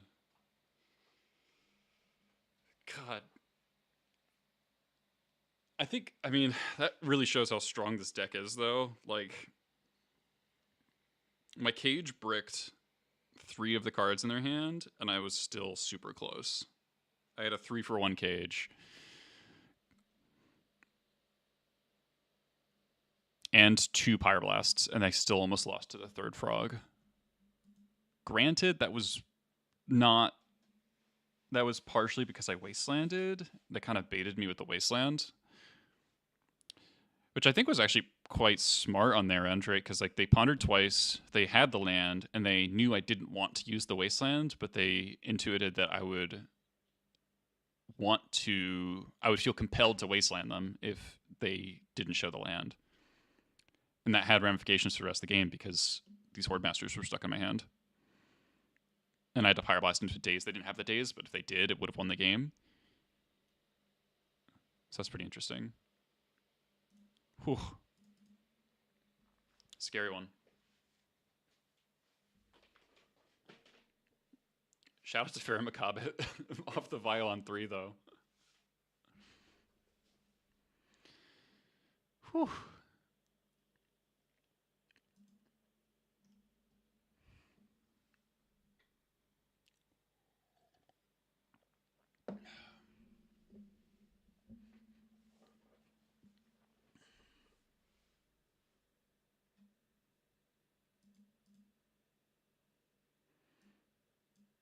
I'm also really happy I sacrificed the vial and not a goblin token there. Obviously, I wouldn't say that if I drew second Sling Gang or Ring Leader, but I think, mathematically, it's the best line. Needed every piece of damage I could get. I think it was lethal if I didn't draw the land for Horde Master still. So I only needed to get in for a couple points. It's kind of cool that on that last turn, Fatal Push doesn't actually do much. Excuse me. All right, opponent's on 6.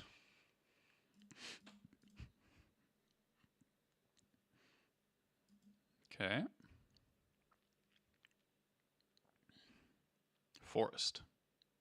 Hierarch. Okay.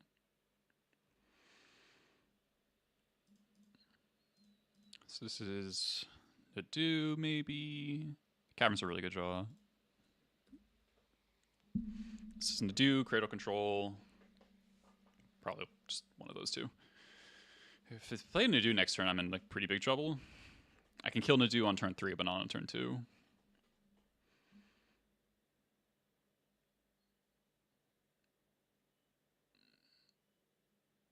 Springheart and Tuco.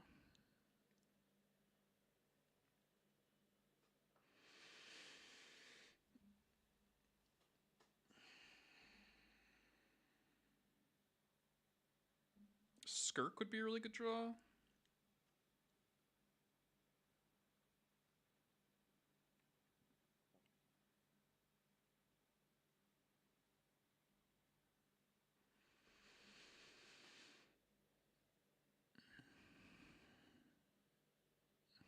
Gives me a path to Muxus quickly. Yeah.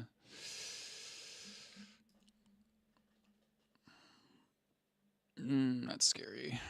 That's real scary. So yeah, Skirk, really good draw to kill this Hierarch.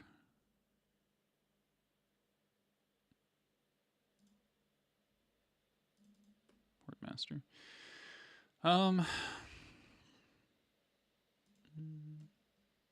Is this the vibe? Yeah, we're gonna get in a little more hardcore music. We've been vibing.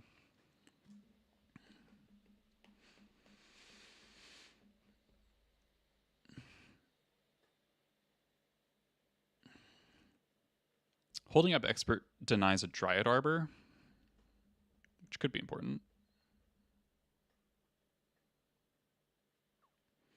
Don't think just killing an insect token matters that much. I think I can just play Hordemaster here. Makes Expert Bombardiers much stronger next turn, because then I can kill this and then Nantuko.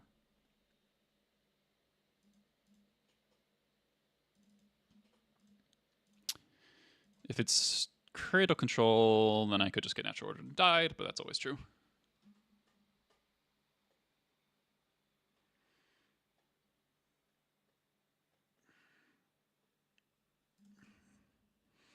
No end of turn fetch is unexpected. It's really expected fetch for Arbor. So glad I didn't hold up Expert.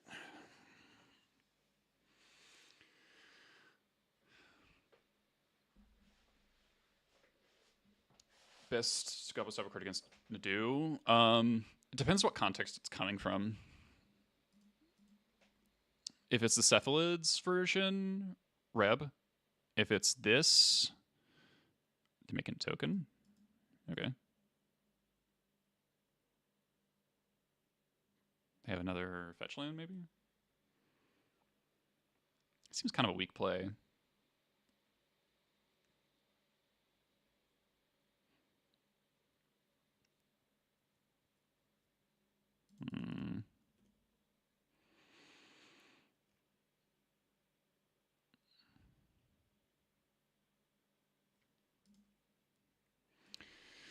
This is Court of Calling mana. They don't have it though. That's a big attack, I guess. Kind of funny.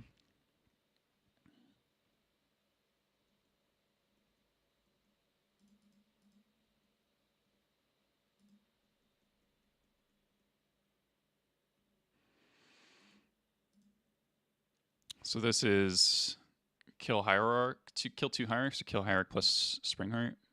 Probably kill Springheart.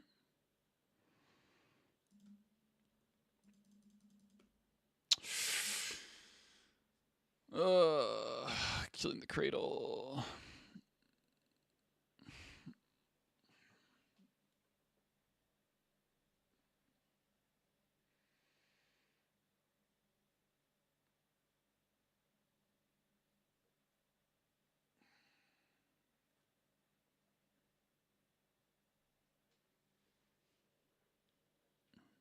Opponent's 3 cards.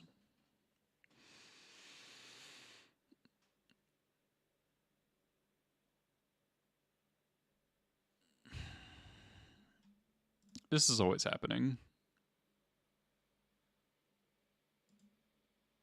Also, I get to double check my knowledge of the rules. Oh, this is really bad if there's a plow. I guess I'd rather plow hits one of these two.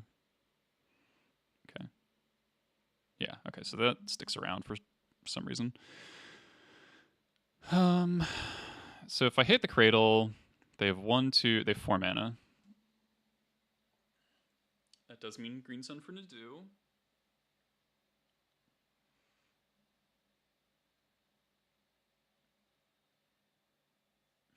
But it does potentially mean not like Green Sun for Nadu, but they can't also like Chord for 1.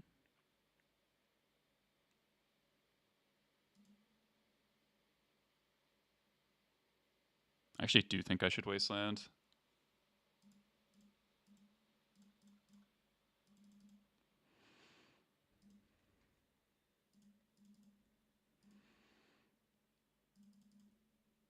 Also gives me double triggers next turn, which could be pretty sick. If I draw a Matron, I can go off with Skirk.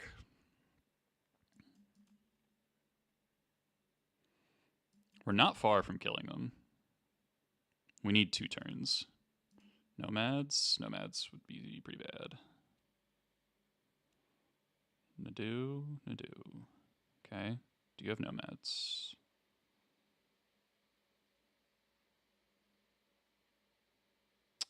Alright, didn't matter.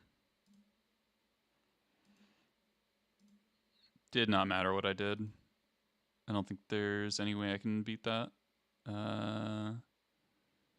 With any line I take? No. I guess I want to see their deck a little bit.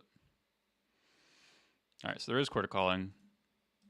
Alright, so I know the list that's going on here. Alright, so that means I don't want Rebs. I do want these. I do want these.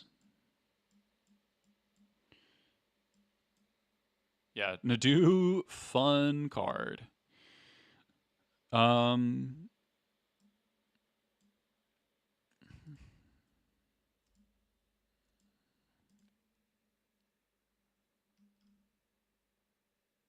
Stepped away from the game for a few years, then locals died. Recently come back well positioned.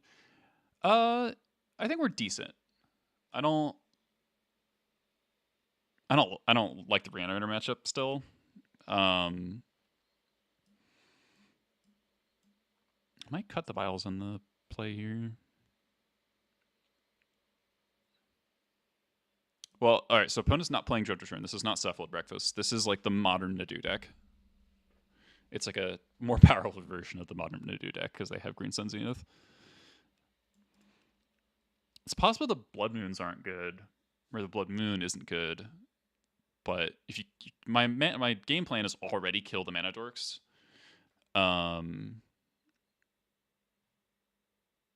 Creator Maker's very weak, but it's a removal spell. He muxes in cages. Yeah, it just doesn't matter very much. Sand's really slow and doesn't develop. Like the Sand.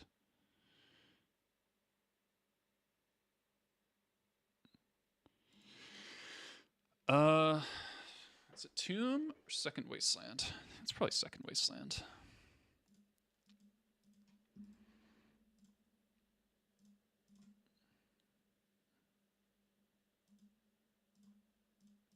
This is basically the only matchup where the Cage Muxus thing is likely to matter. Well, could even matter. What am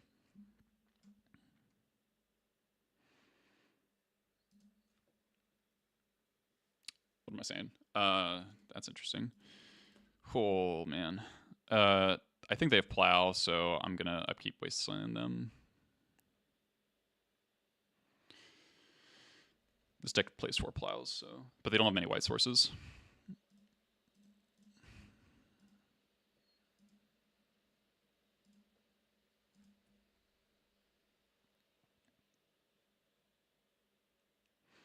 by your mana dorks, so now you have like 16 of them.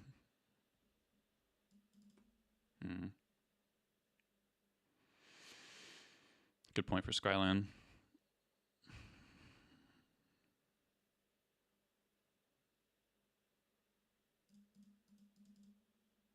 Not going to play Bombardiers. I really want this Bombardiers to connect with a creature.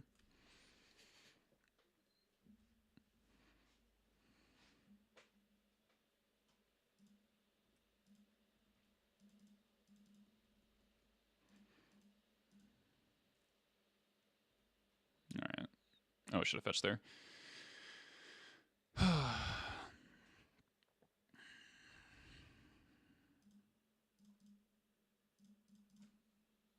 Okay. Let's see if Horde Master pulls a plow as they're not doing anything. I do wish this tomb was a second wasteland a little bit. Dust on Revs? No, because they have 4 Nadoos, no other blue cards, and then they have Green Sun and Court of Calling to put Nadoo into play. And once Nadoo is in play, Rev is much, much worse. So it's not even guaranteed to do anything. Oh, nice try. So I just tried to fetch Dried Arbor there, and Cage does not let you do that. Alright, now they don't have a white source.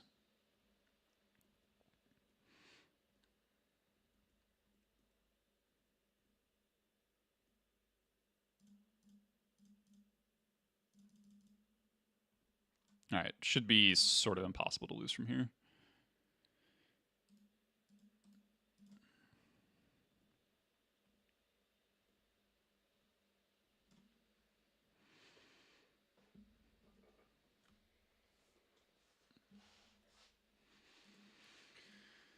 Yep. They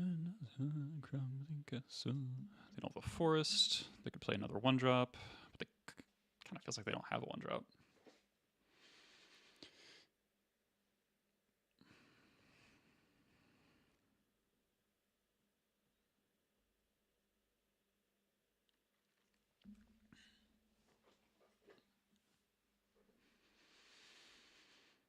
Okay.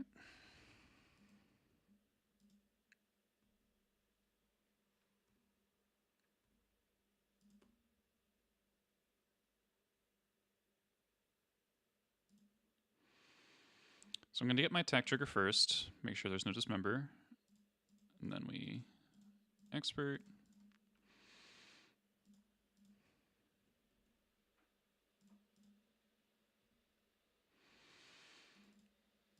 I'm going to throw the expert for 4 damage and maybe hit a card I can cast. I do.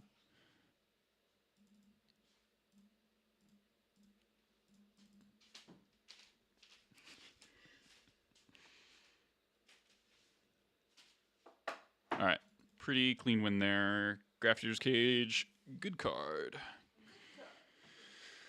Good game. My wife just dabbed. You've been outed. That's all I need to be known for. Oh, that was a fearsome dab. I popped my shoulder. Jesus.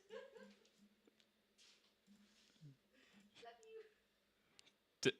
Bye. Oh, tell your viewer that I will eventually send the chocolate chip cookie recipe. Yes, yeah. Somebody asked in the YouTube chat comments like a month ago if what the chocolate chip cookie recipe was that I mentioned that my wife was making on the stream, and somebody asked for the recipe. She will give me. She has not forgotten you. Love you. All right, so the way that played, do I want vials? Not really. Kind of. I think it's just too slow. Like, you need every red card you can get for Pyrokinesis and Fury. Blood Moon might be a little sus, but I still think it's good enough at disrupting them. Do I want Disruptor Flute? Not really. There's too many interchangeable parts. Like, you can flute. Okay, that's actually... You can flute... I forgot. You can flute on Nomads. Flute on Nomads can be really good, because they only have Sylvan Safekeeper. And Nomads is kind of annoyingly hard to kill otherwise. So I think that's actually probably good. And I can cut a trawler because they don't affect my mana in any way.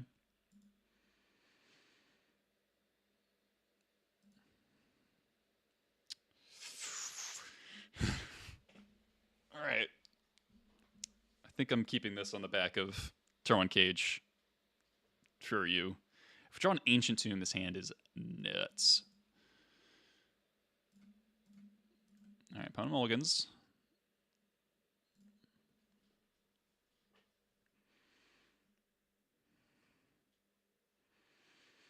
So this would be a hand where Vile would be a good draw, but Lackey is also a good draw. Skirk is a passable draw, but not a great one.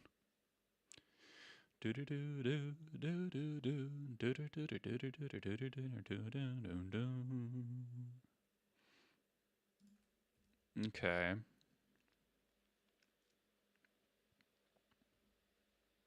Alright, we drew a land.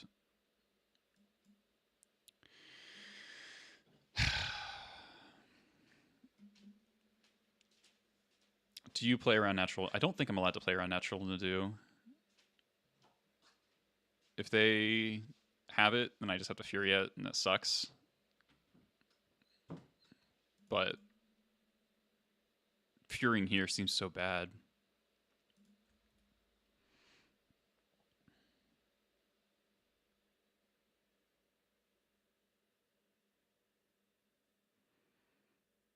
It's like a 3-for-1 if I... Okay, they don't have it, I think. Uh-huh. Do it. Play into Fury. Play into Fury. No, come on. Ugh, that's disgusting.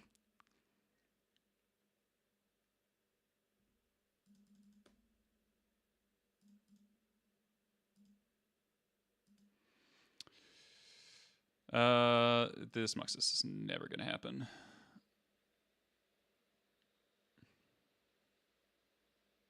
Alright, so they have 3 cards. We kill this. Cage is in play. I think we're okay. Well, 4 cards, I guess. If this was an Ancient Tomb, I would feel great.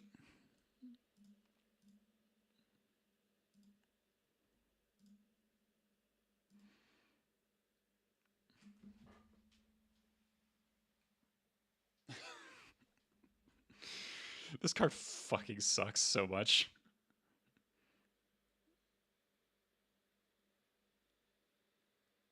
So toxic.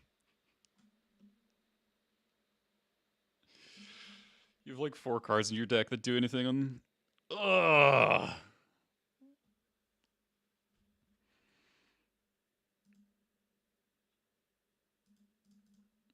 Alright, we'll kill this.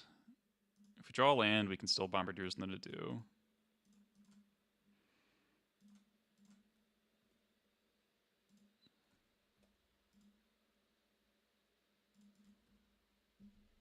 And they draw another card.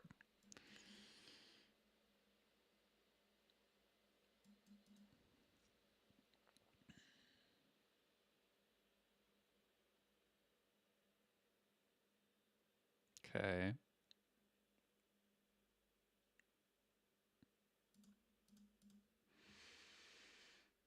Alright, deck, give me a land.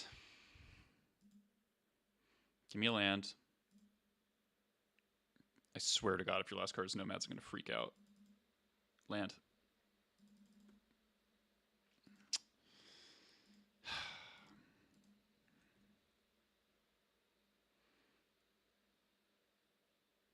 Three, 4, 5. A little bit of danger down to this.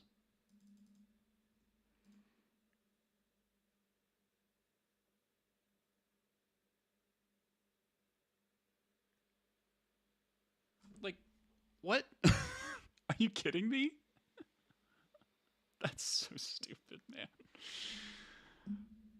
Alright. Opponent could not possibly have had a better draw. That's so stupid. That's such a stupid way to lose, man. Come on. Just It's natural double Nadu, natural nomads. I guess Flute would have won me this game.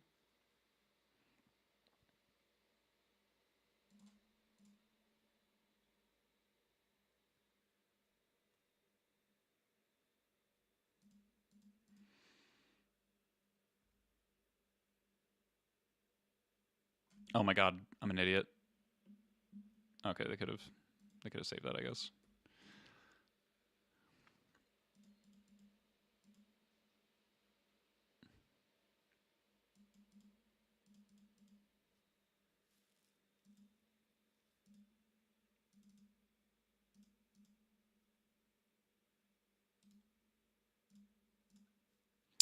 That's really frustrating. Oh, and the land's the next card.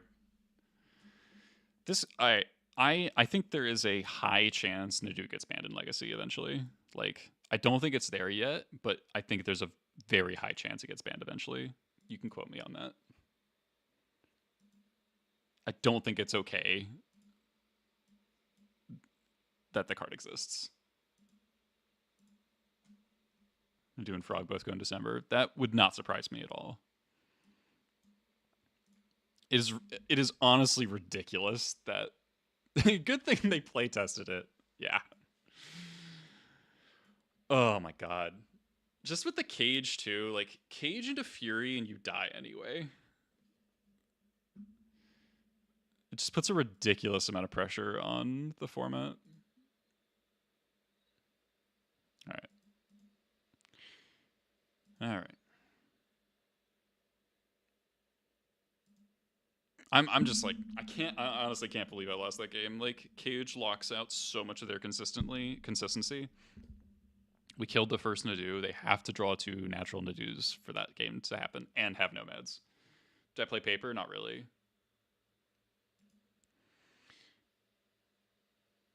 I will go to. I am going to Turn a Week in Prague though. Force pitch to Fairy. Okay. Could be cephalids.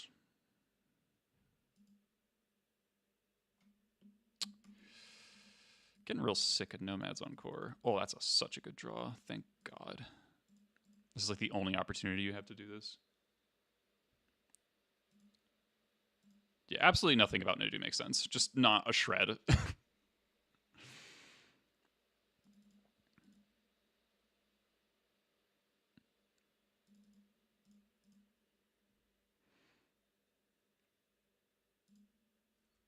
All right, best draw Bombardiers.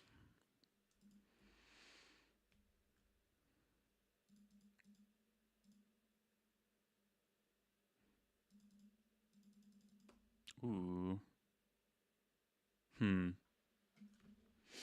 Do I develop towards Bombardiers?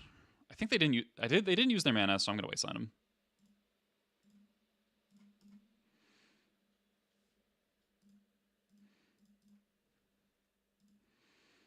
Put a clock in play.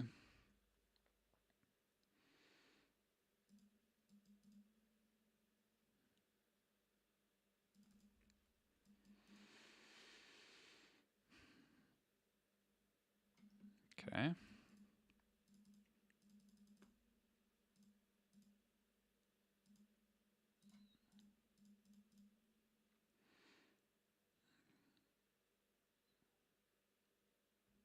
This gets Bombardiers.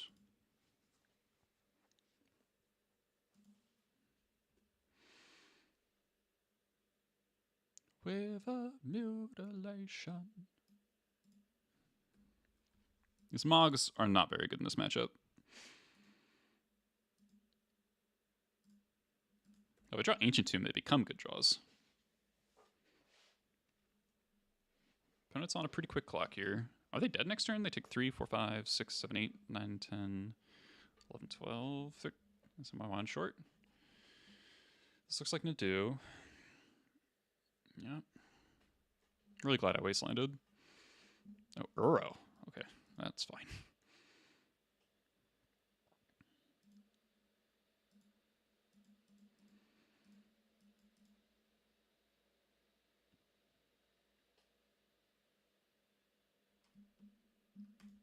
Okay.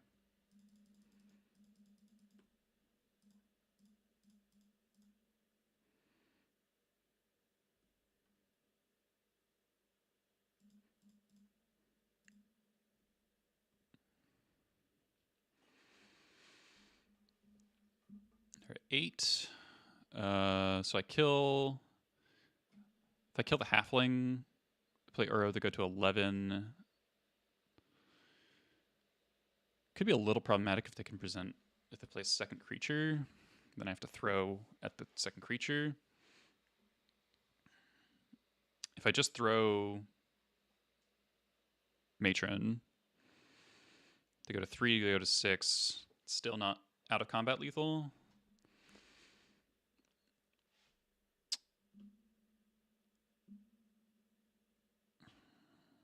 Constraining their mana still seems like the best play.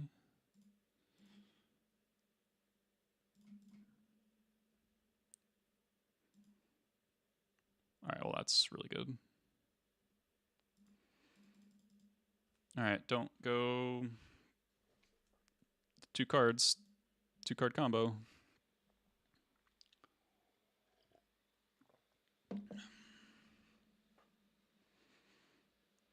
Holy diver, you can turn too long in the midnight sea. Oh, what's becoming of me? Ride the tiger. Ponder. No shuffle. That's horrifying. Hopefully, it's just bring back Uro.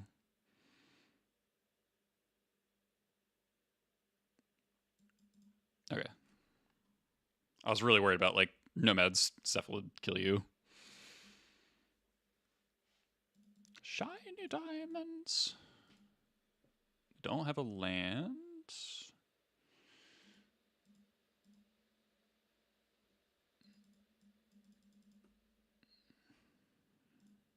Don't think they're playing Days. Alright.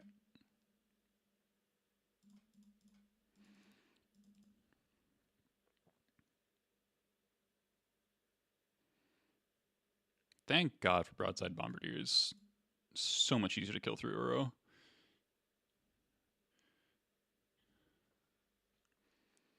Alright. So it's Halfling, there's Nomads, there's Uro, there's Teferi. Are they actually Cephalids? I don't think they are actually Cephalids. But I think Pyre Blast should be good. Flute. So, like, I'm not going to board in the Graveyard Hate, I think. Do I want Cage?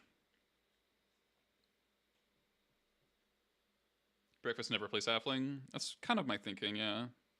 I just don't know. I don't know if this means Green Sun Zenith. If it means Zenith, then I am somewhat interested in the Cage for, like, Zenith plus Uro. I have seen Cephalids with some amount of Halflings before. It's kind of rare, but I have seen it.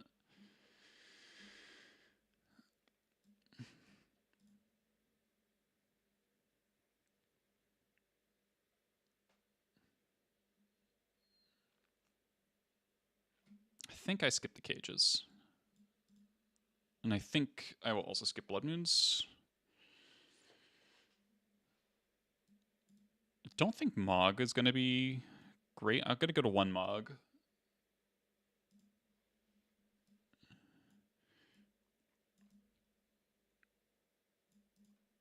They're looking a little more control-y, so I'm going to leave in 1 Muxus. And I think I actually am going to cut the Vials again. Though Lackey's quite unreliable. I got 4 of these guys, though. It just makes Lackey so much better. I do want to leave in the Boggarts because of Uro. Should cut War Chief. I think I cut War Chief.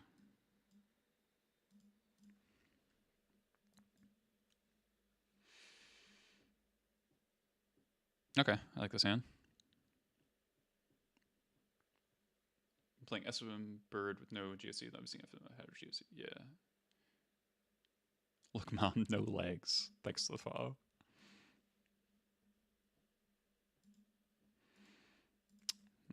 That's not what I wanted to see because I don't want to Fury this. I think I just hold up rep here. I don't think I should just Fury the Halfling. If they're playing a dude, they'll get to draw a card, but...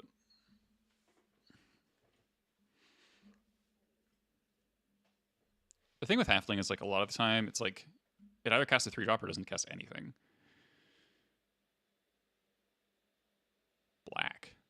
Sleevold? Sure.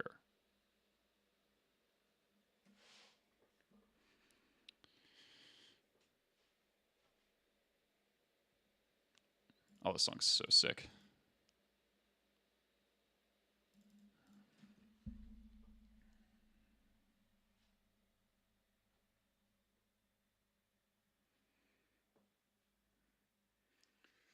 I knew I had to rise above it all. I'll drown in my own shit. I kind of have to Pyroblast this Leovold.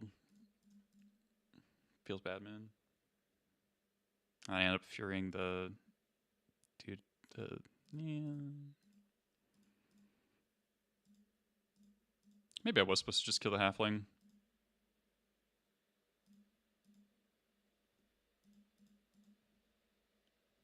Because now I just get like 2 for 1 to a bunch. Druid land is pretty bad. I think I've kind of committed to not killing Halfling yet, so I'm just going to not kill it again. I'm just going to play Wardmaster and hope I draw a red card. Because again, if they play Nadu, I can Bombardiers it with just this. So yeah, if they go Nadu plus Nomads or Shuko, I'll die, but like whatever.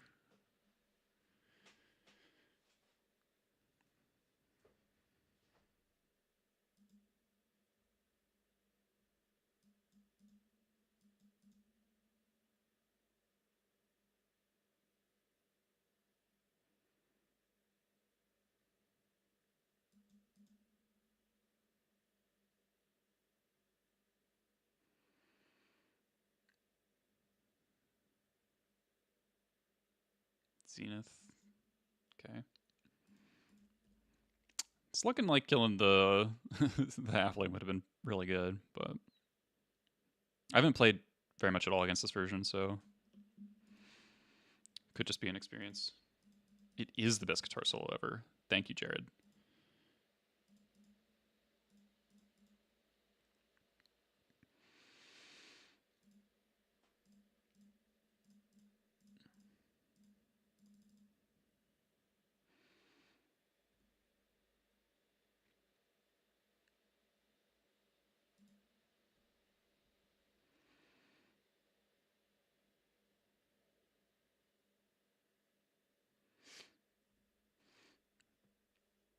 All right, now I will take my medicine and kill this.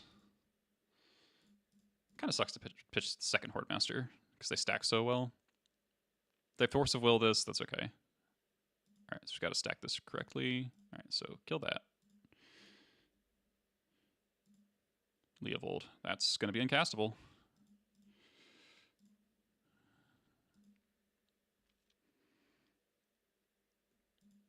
They've registered multiple Leovolds. That's actually kind of fucking crazy. And they left them in. I guess they tank Rebs, kind of. Alright, so we don't have anything except what's on the table, but we did leave in 2 ringleaders. Got Matron.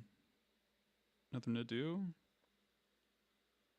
If I watch your stream on Twitch, you'd use some danger of a weird time portal. I don't think so. I haven't tested it. No. Alright. Alright, so that Leovold is hella uncastable.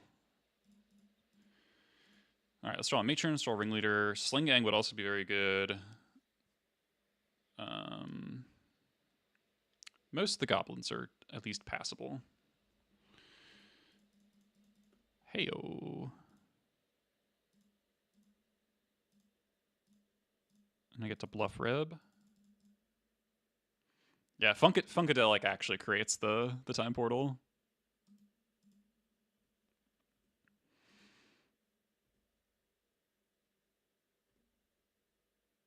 I could throw Horde Master, but that seems kind of bad. Just to try to spike a something the next turn. I'll not F6. Pretend I have Reb.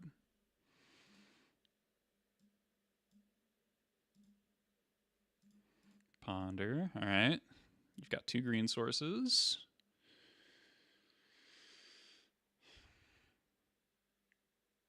Shuffles has nothing.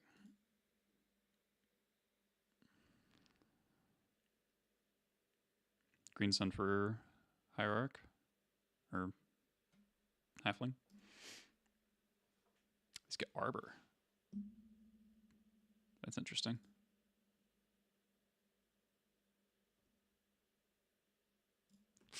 Flooding.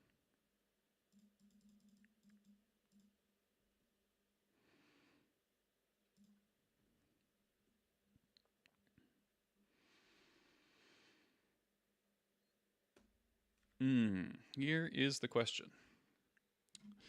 Do you fling Horde Master? Do you fling at face or do you fling at Arbor? This represents Zenith for Uro or another Nadu, so I kind of want to kill it.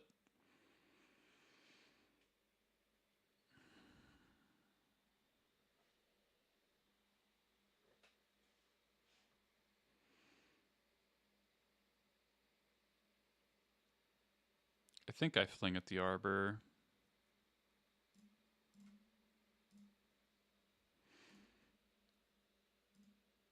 Whiff. Ugh.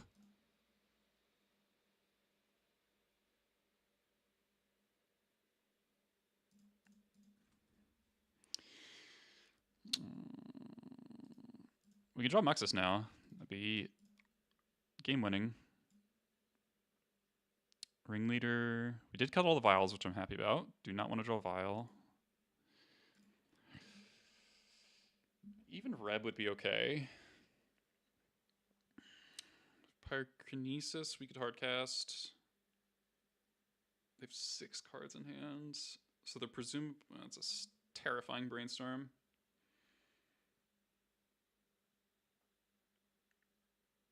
Matron is not quite lethal, but I can kind of set up a win. Okay. Plow. Yeah, that makes sense. Alright, come on, deck. Ooh, another Zenith. That's bad for me.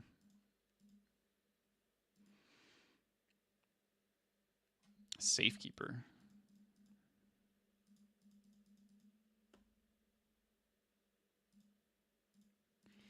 I guess they have a Nadu in hand.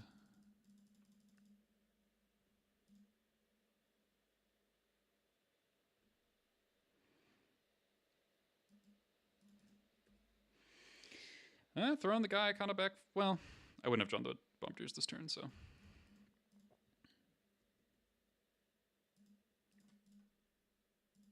We've gone through 2 Bombas, 3 Bombas.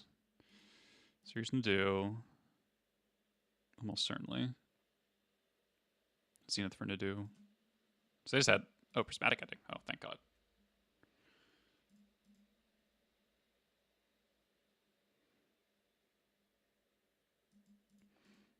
Reb would still be a good draw. Like he's not a good draw.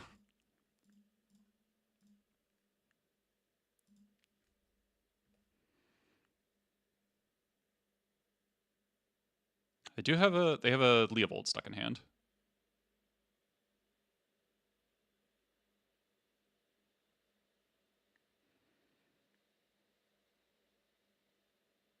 Here's Zenith.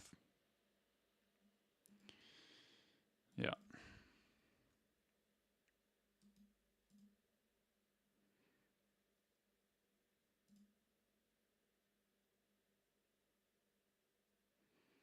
Yeah, they don't want to do anything yet. Matron? Yeah, it was flooded.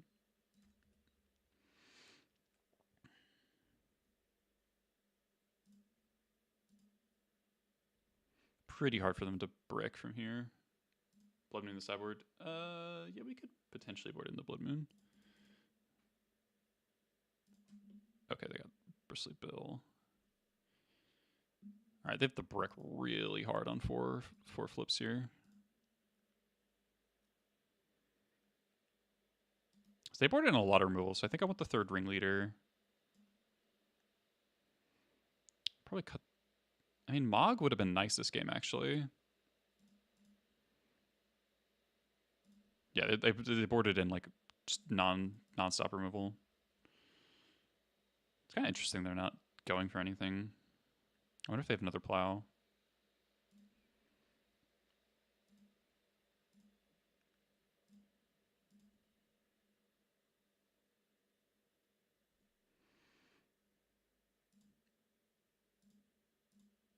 Doesn't really do anything, but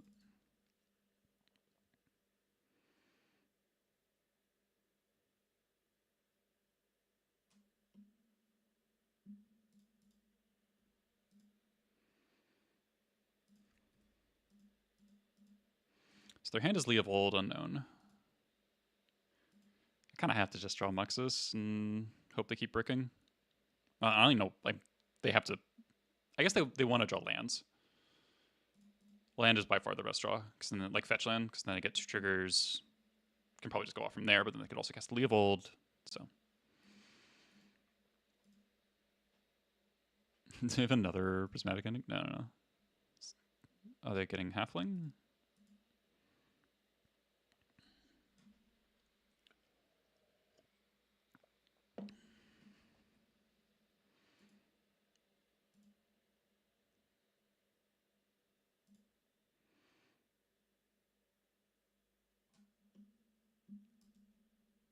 I guess this means flute might not be effective.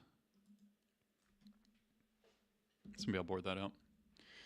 This gets Uro. Leovold. Okay. All right, we just need to find Muxus. I mean, they can kind of try to kill me at any point, but Ringleader's a start. Okay, so we can Ringleader into our 4th Bombardiers, and they die.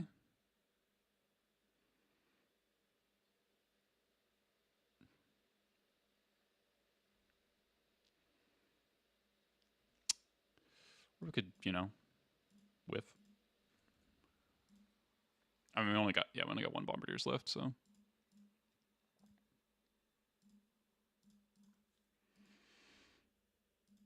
I don't want to attack, I think, because I think I just want... I want the option of... Okay, now I'm dead. All right. I suppose I should have seen their deck, but... I don't want to attack because I could go Matron Sling Gang, kill them for 6. All right. Don't want Flute now. Cage is looking more interesting. 3rd Ringleader looks more interesting. Happy to have the Vials cut. Rebs still look really good. Mog, kind of interesting. I guess, no, Cage doesn't look good because they're boarding in a ton of prismatic endings.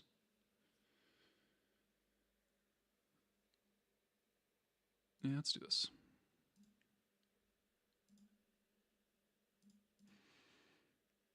Ugh. It's just too many lands. Okay. It's kind of bad against Halfling, but... He's a 1-drop. I'll blast a cantrip, probably.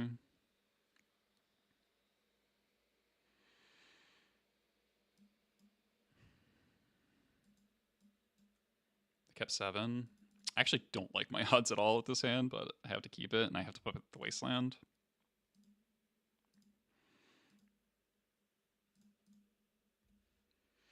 Hopefully they lead on Safekeeper. Or Arbor. Yeah, why not? It's fucking 1/2s, man.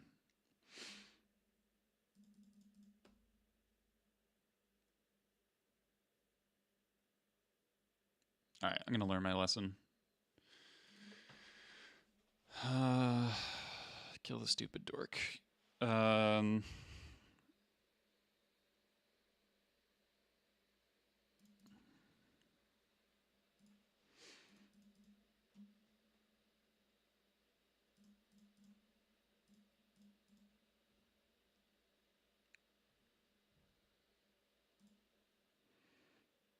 Feels pretty bad. 3 cards versus those are 7.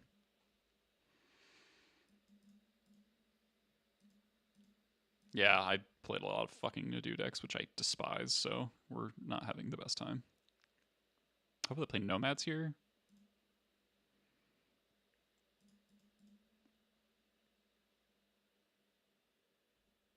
Nice.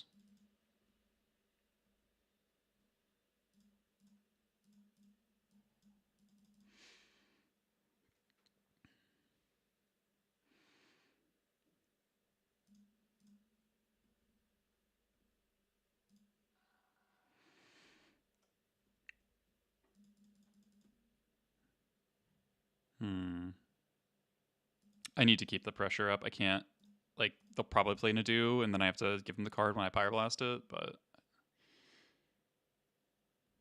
I think I have to just put pressure on.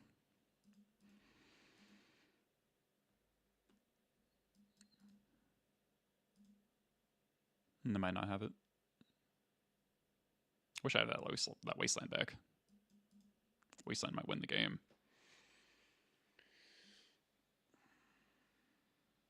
Okay.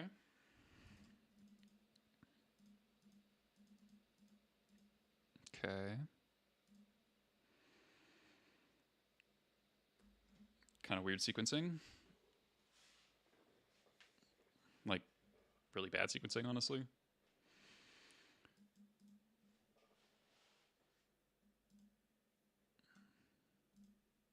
Kill this. Alright, we got a land open for Pyroblast, so that's good. Can't attack with our Horde Master, unfortunately. Oh, maybe I do attack with Horde Master, actually.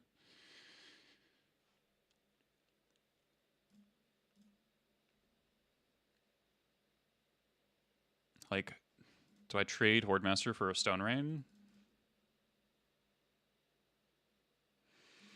I probably do. Given all the removal they have in their deck. And I might get a card off of this. Nice. Okay.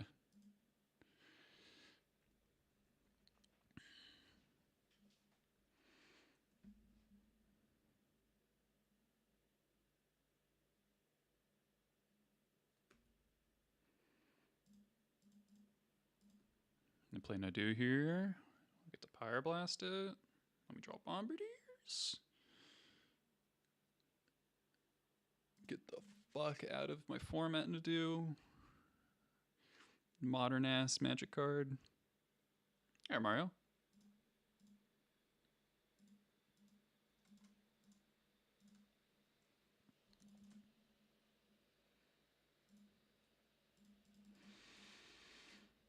Alright, Bombardiers. Matron. That's really good if we draw Ancient Tomb, specifically.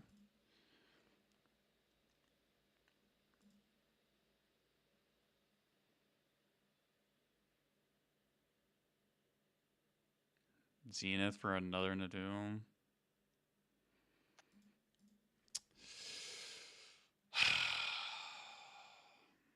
Fucking hate this card, man. Yeah, I don't have a choice. I just have to spew.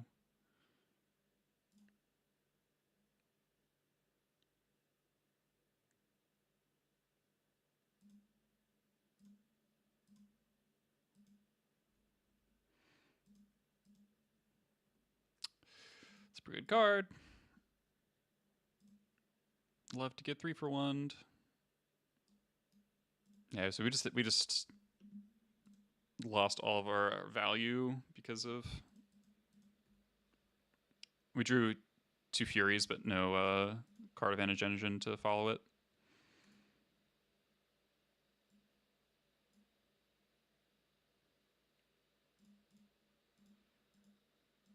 It'd be a lot worse if Nomads Encore was green. That'd be fucking terrible.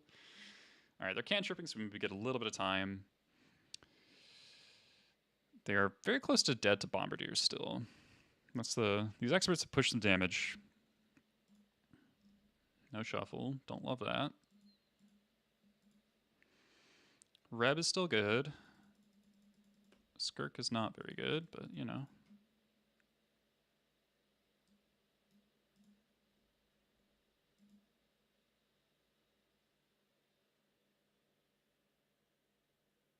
Do you have endurance?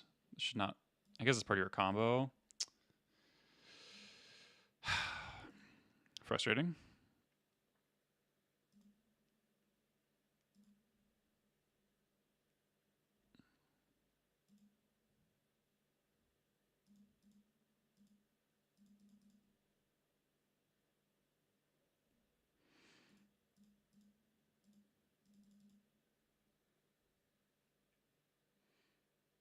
Well, it's Sylvan Safekeeper is the card you're describing.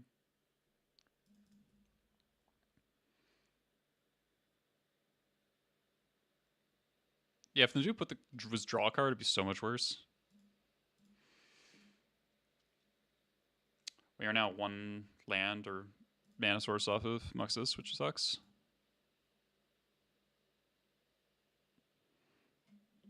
Okay.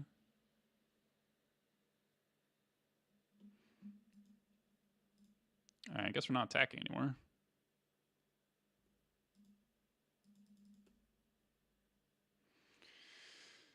Oh, that's so close.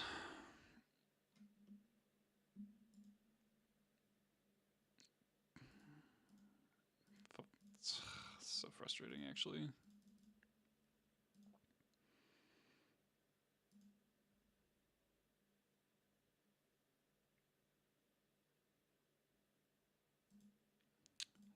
Attack with this, sack expert. Kill the endurance. Double block. The link to my playlist, I do not, but I could come up with it for next stream. So I kill the bill here. I keep the nomads. Potentially?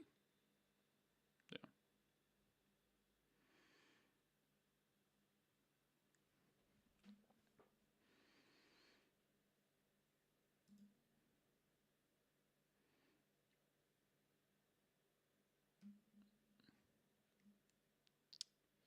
Yeah, because if I put the damage on the nomads, they just redirect it to Arbor.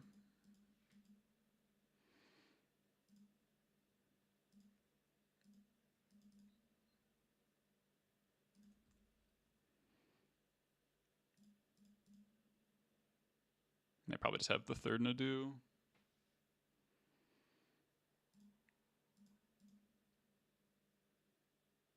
We're just running out of gas is like the problem.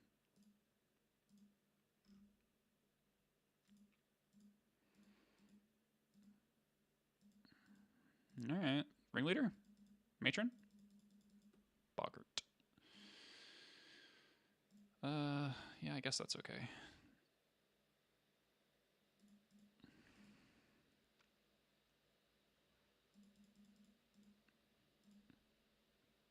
Kind of surprised they blocked. This precludes Ringleader as a draw, which kind of sucks, but I think I need the 3-1. I just have to present pressure.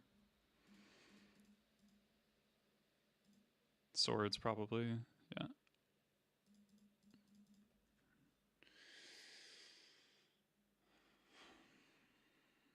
Here's the Bayou. All right. They're flooding a little bit. Matron. Oh my god, is it happening? All right, opponent. Do not fucking top deck Nadu again. 1929 with wings and ring around her socket right between her spine. So this is lethal. I mean, they could just not attack, but Prage. Any Pragers in chat? No Zenith, no Nadu. Just draw 2 lands. Land, Force of Will.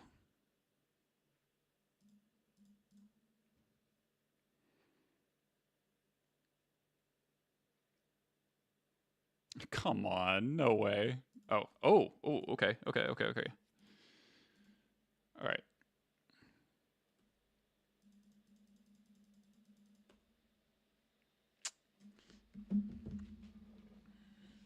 I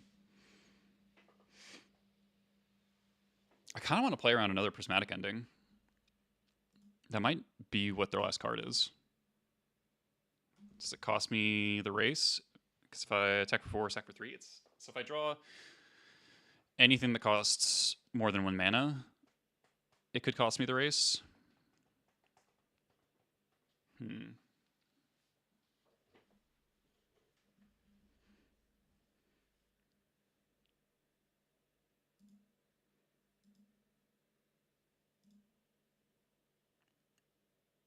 It's close.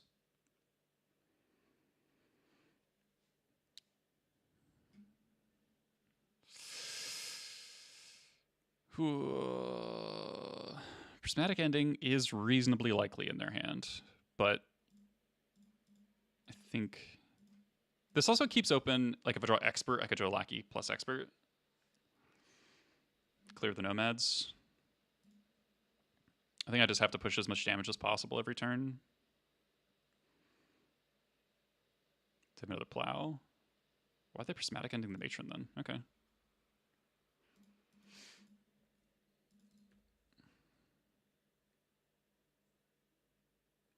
Don't do it. Don't do it. Don't do it. Okay, that's terrifying, but just brick.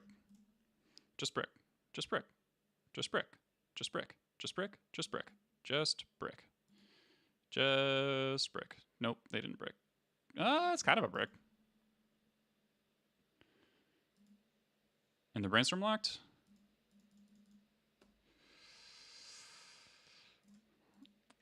Okay.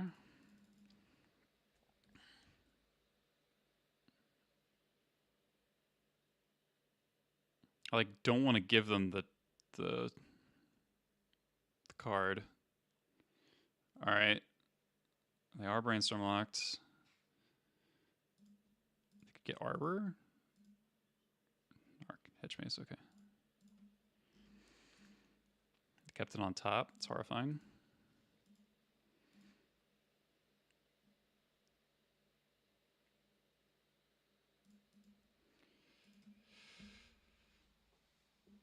Oh,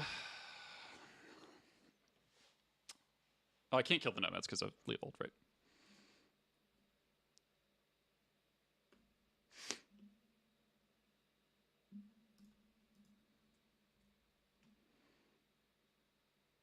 I could trade like this. Or no, they can just block and redirect. Yep, never works. Nomads is so fucking hard to kill. Yeah, this song fucking slaps. That's right.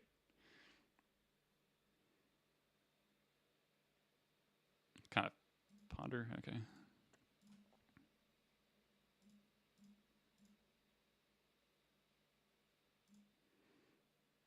Shuffle. Draw mana dorks. Draw your mana dorks. You have a bunch of them.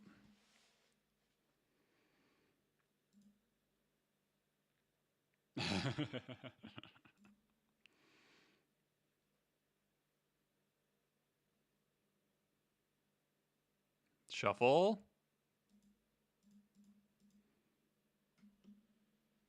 Land. Okay. All right. Is there any reason for me to play this Expert? I don't think there is. I'm gonna fetch the Thin.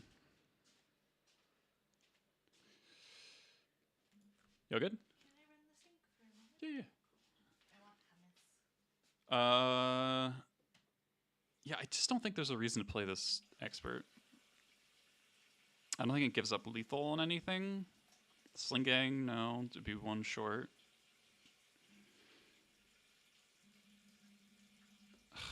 Alright. We can kill the Leovold if we want to, which I might end up wanting to. I should tap differently. Because if I draw Force of Will off next turn.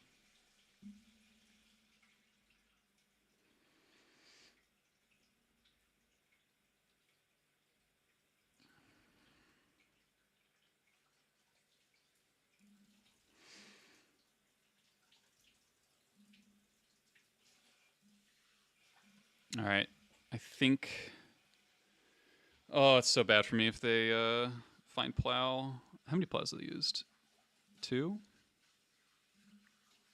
Giving them a card is dangerous, but I think I have to do this. But yes, I absolutely should have tapped differently. All right, didn't matter. All right, don't draw a good card off of this, please. Giving the cards here is so dangerous, but I need to keep my other removal spells live, I think.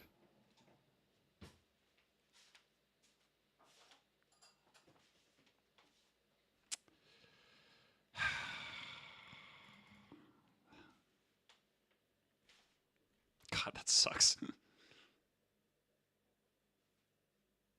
You drew Plow into Brainstorm? Come on. Come on.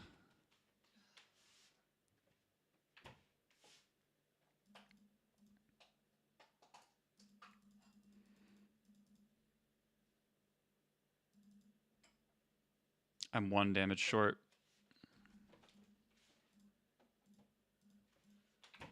If that Leovolta died, this also targets. I technically have lethal next turn.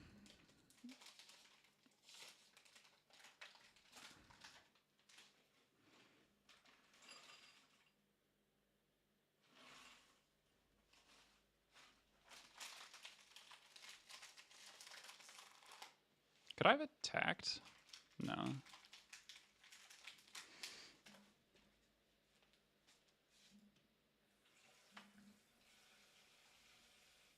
All right, here's the turn.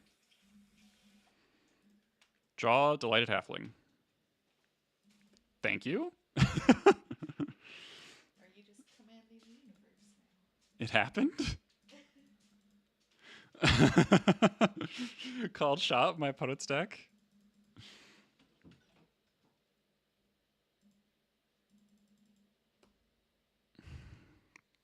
So the problem here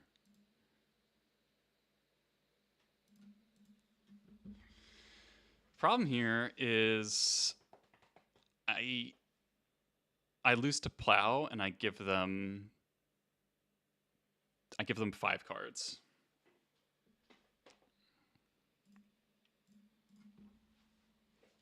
But there's only 1 Plow. And I don't lose to Hydroblast. I think. No, I kind of do.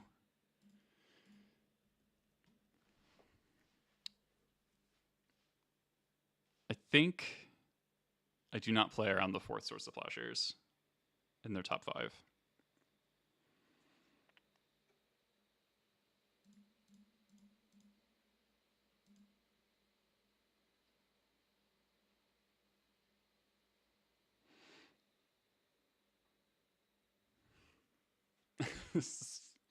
It'd be such a shitty way to lose, but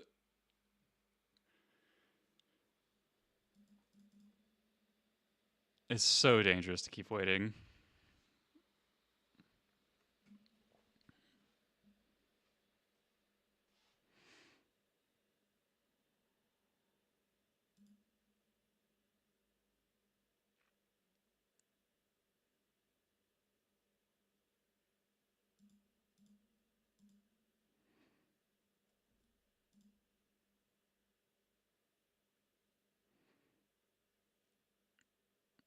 I'm pretty sure those are the literal. It's literally only Plow and Hydroblast, and I haven't seen a Hydroblast. Because Veil, I don't think they Veil in their deck.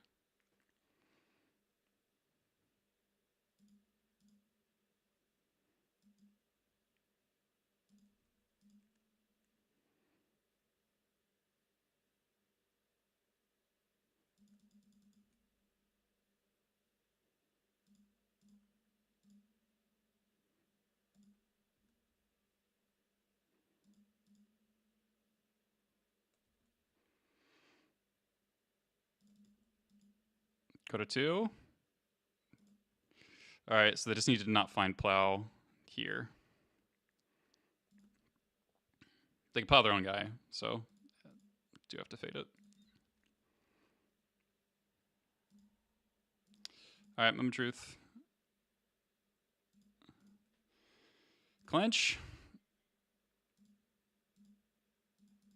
Clench.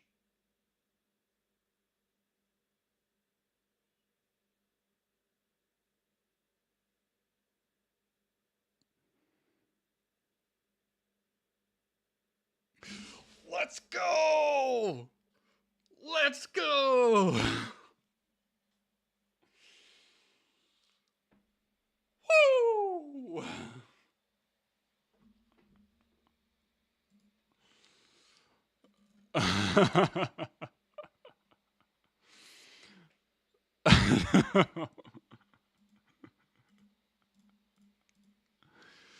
Oh, man.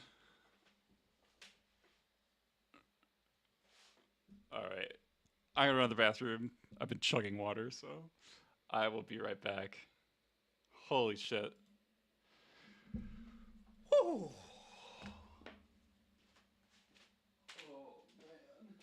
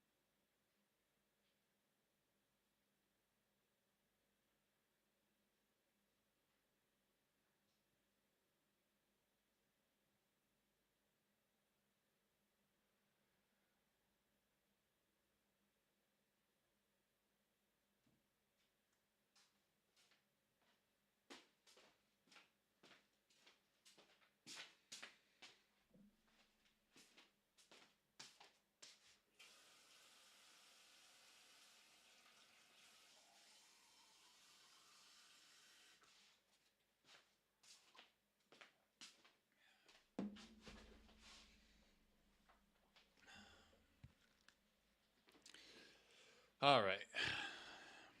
Ooh, Decklist Commando did not update. How close is this to what we're playing?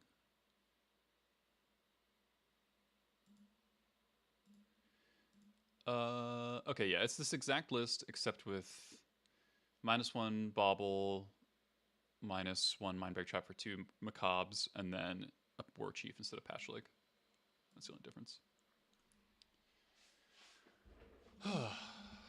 Barbapoka, thanks for the follow. What a match.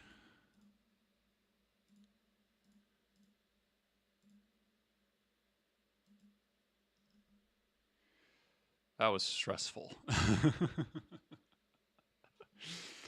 They flooded out quite a bit.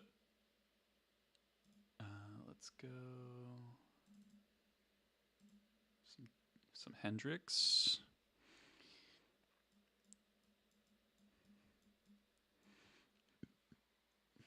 Man, talk about every single point of damage mattering, huh?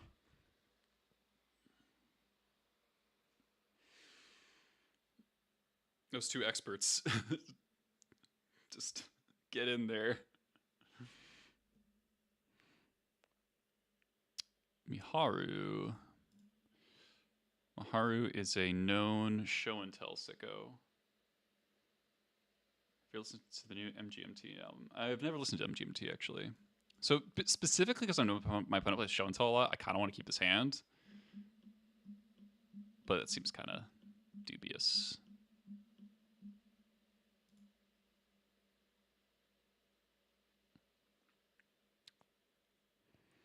All right. His hand turn 2 is a ringleader, which is kind of cool. Put back a vial.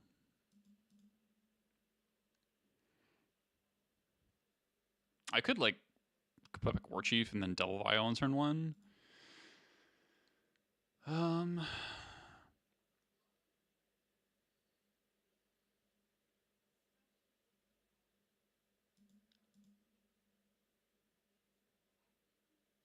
War Chief is better in the deck.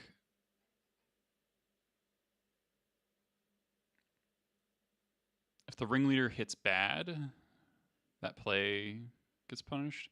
Actually, I'm going to do it, though.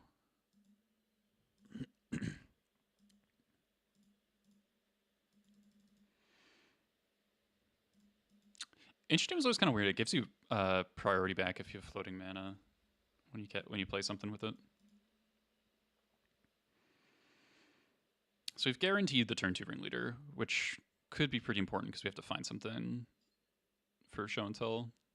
Presumably, that's what my opponent's playing. Never mind. I guess Reanimator is also on the menu, which sort of doesn't change the line, honestly. As always against Reanimator, it's just like, just hope they don't draw in Tomb. I do wish I had my War Chief back, I think, though.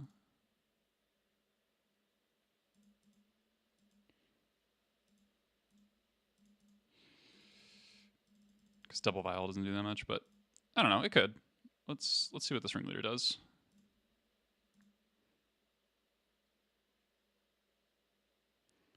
All along the watchtower.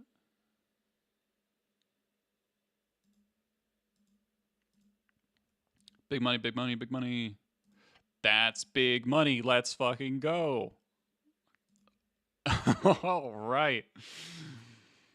All right, we might just die to Entomb anyway, but it was pretty sick. Cycle Troll, Cycle Troll, Cycle Troll, Cycle Troll. Fuck. We can beat... I was going to say we can beat Archon. Atraxa might be tough.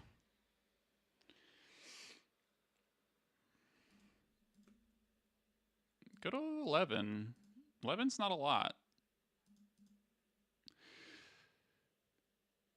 And that's not another Entomb. Okay, we might actually be okay.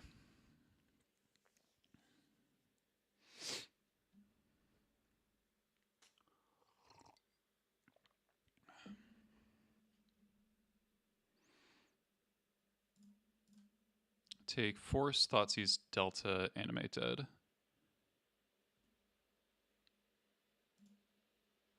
So I'm getting Thoughtseize. Yeah, that's fine.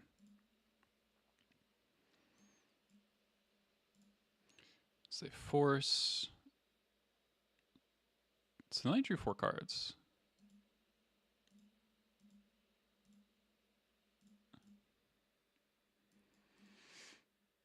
I'd probably take Matron.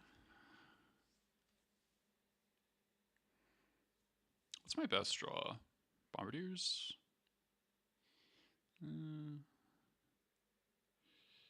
Yeah, they actually die if I draw Bombardiers.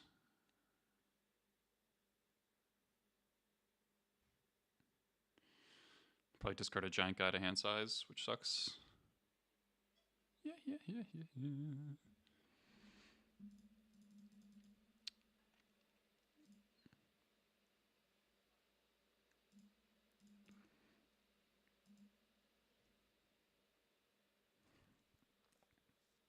Discards Wasteland. Okay. This is an interesting question. Skirk is a valuable draw here. I only have 1 in the deck.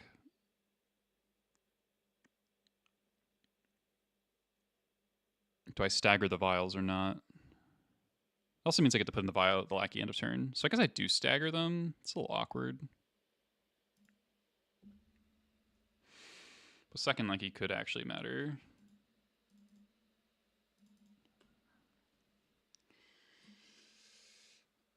Obligatory Sting Scourger mention.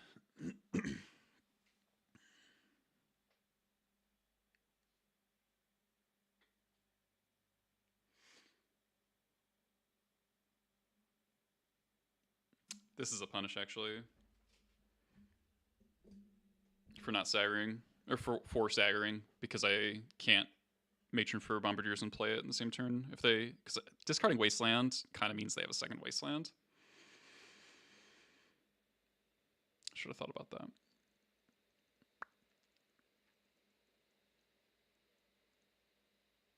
So we're going to go to 15.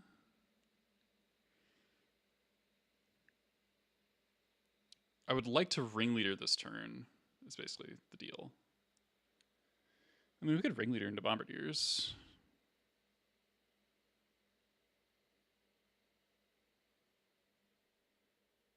Go to 14, go to 13, go to 6. All right. I think I just ringleader again.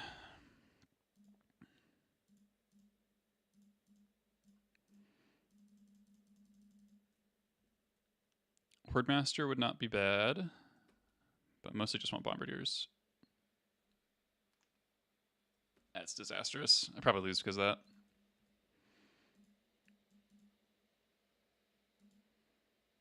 that. Song would be sick for trombone here. If they have another Thoughtseize, I just lose.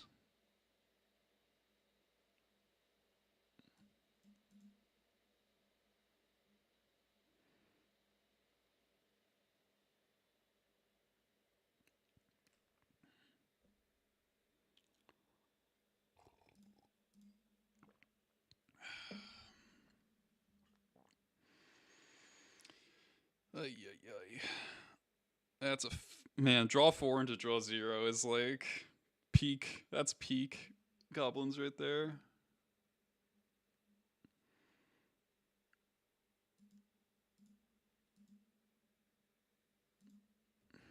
Did you brick?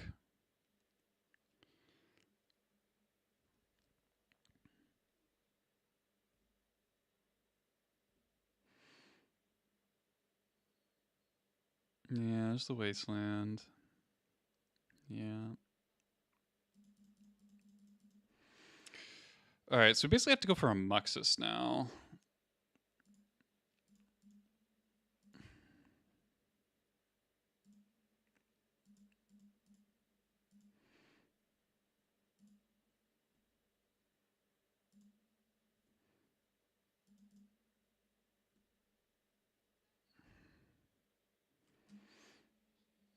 Interesting. It's not enough damage, right?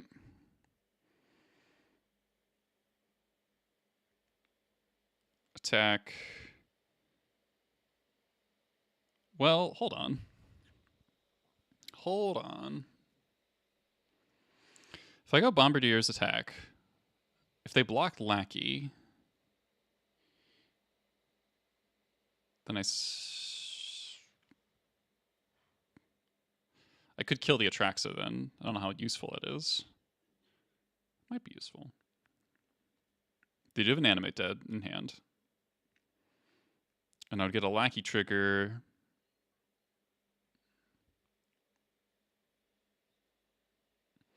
Hold on, I'm going to pause the music so I can think. Okay, so if I go Bombardiers, attack, and they block Lackey, they take 6, 7, sack, Lackey, they take 10. I get a Lackey trigger. Can't kill him. 1, 2, 3, 4, yeah. If I could instead let damage happen, then throw Ringleader at Atraxa, clear the Atraxa. I get a Lackey trigger, I put in Matron, get something. Unclear what I would get. If I can set up a guaranteed Muxus here. If I don't hit a Sling Gang or an Expert, then I lose.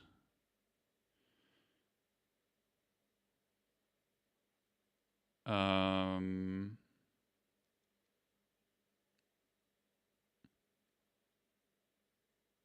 1 Goblin short of Experting Atraxa pre-combat. And that Brick Ringleader feels bad. If I attack, does my opponent know about Matron? They do. Or do they? Not sure.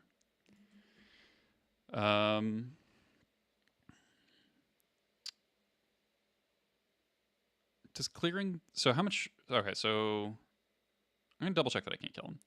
They go to 22 if I don't sack the lackey, but then they take 6, 7, 3. Okay, so they'd go to 5. Um,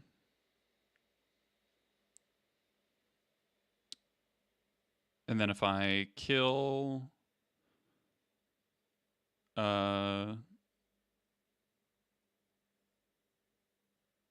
Atraxa, basically sacking lackey and ringleader.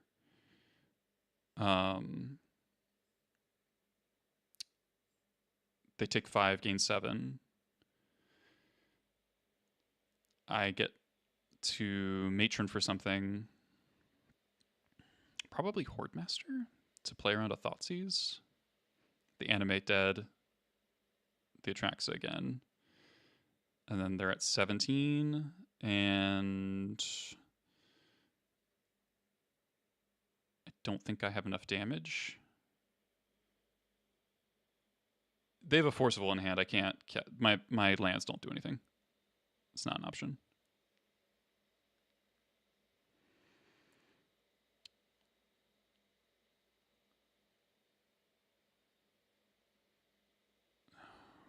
Do I take the gamble on the Muxus is the real question. I kind of want to. I did. No, I'll be shuffling, so bottoming 4 blanks doesn't matter.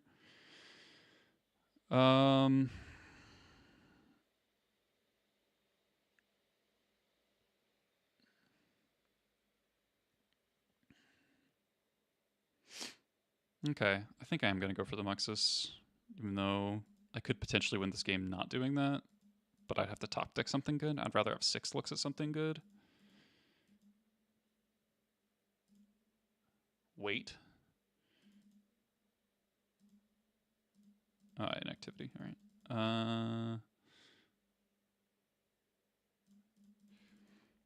Okay. Let's attack. Let's go for the Muxus line.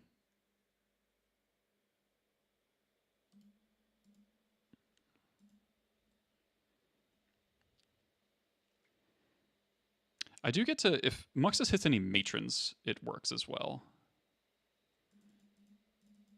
Okay, so damage. Oh, this is disastrous if they have fatal push. Okay.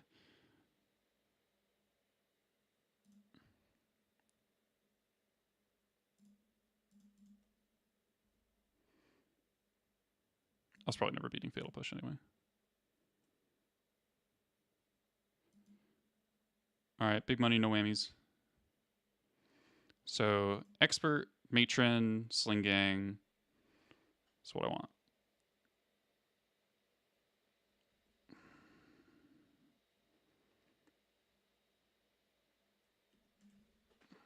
Okay.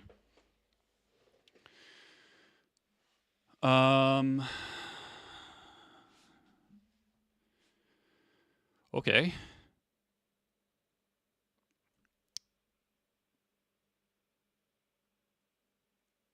I have to do this immediately, so I'm going to do it right now in case I hit something.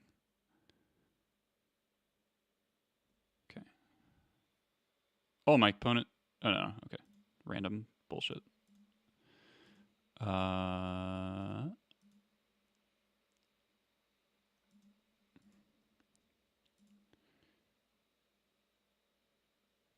Okay. I don't want to cast that because that costs me 2 more. I can cast that next turn if I want to.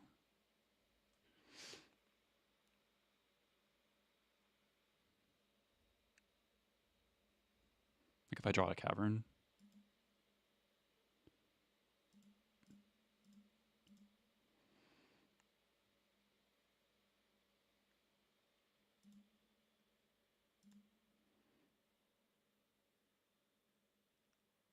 We are very close here.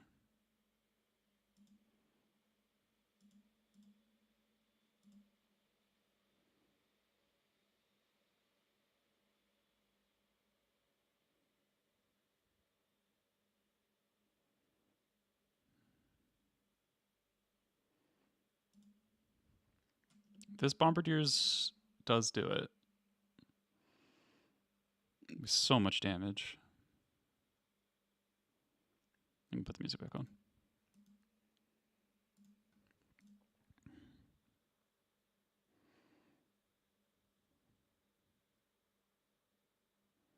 That was a good Muxus.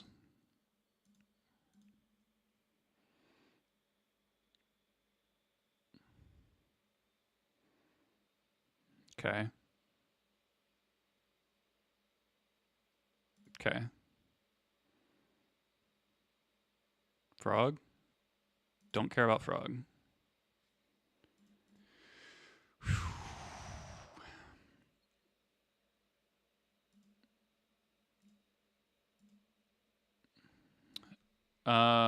Vial.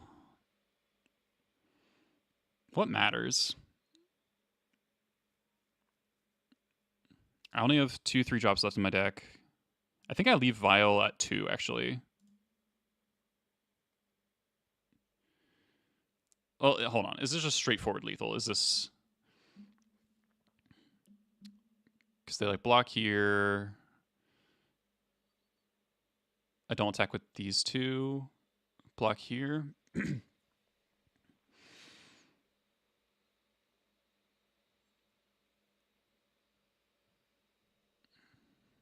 I think it is lethal.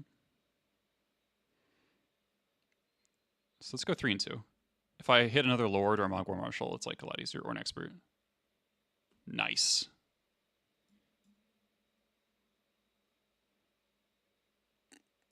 I feel so smart.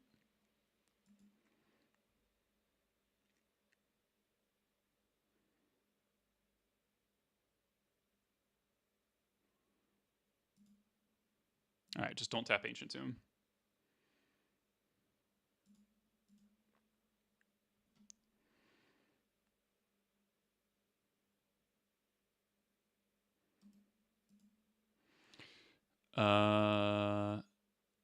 Let's hold back these guys because it makes clicking more. All right, nice. Oh man, that was that was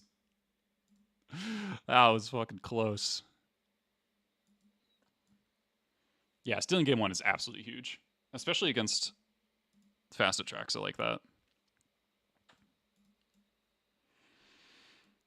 All right, so we did this. Oh, did I cut War Chief?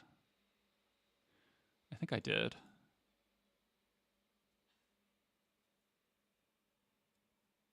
Yeah, Vial is so good. People are like, oh, Vial's power crept. Fuck no, it isn't. Chuchi Pash by, thanks to follow.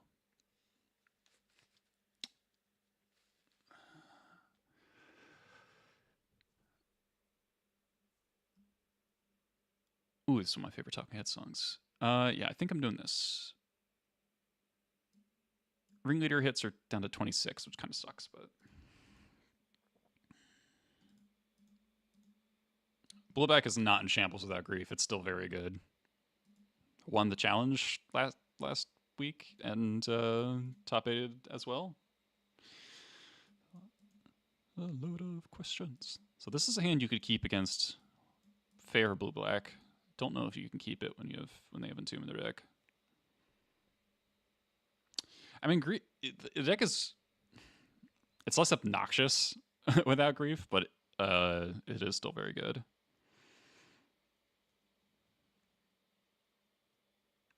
And the thing is, if they had grief in their deck, there was 0 chance I'm allowed to mulligan this hand.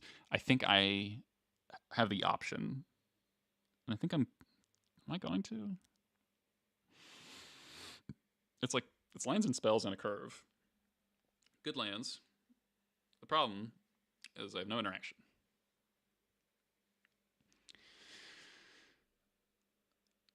I do have a lot of interaction in my deck. I'm just gonna try to draw it. I'm gonna put a little bit of pressure on them and just draw it. I'm just gonna top deck Rebs and Macabres and Cages.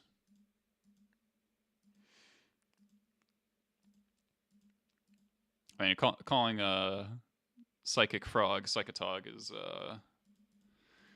underrating Frog by quite a bit. All right, Island is cool because that means no turn 1 Entomb. Ringleader's kind of more of the same in terms of cards. Do I care about getting Dazed or Forced? I care about getting Forced a little bit. But I'd actually rather pull a Force out of their hand, to be completely honest.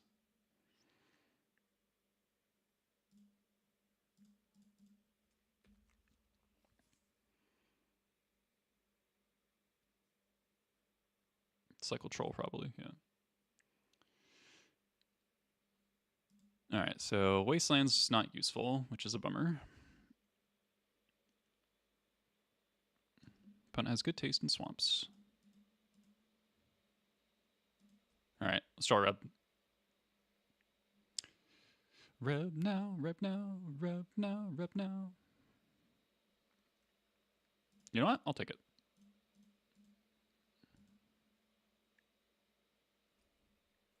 On a woman's hips.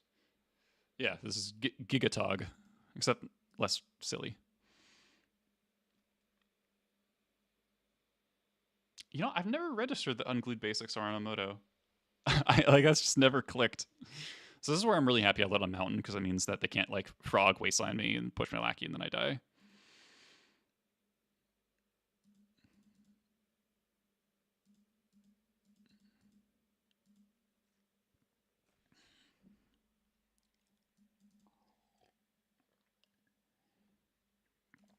All right, this game is basically now just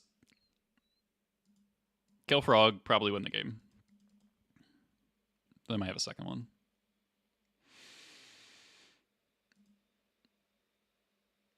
Or a Bowmasters.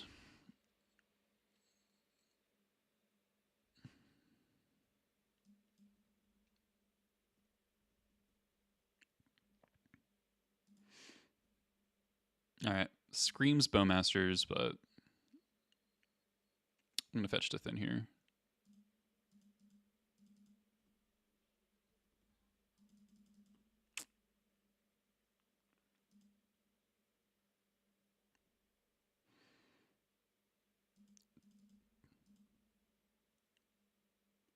Oh, wow. Well, if I knew that was going to happen, I would have matroned for Muxus. Interesting.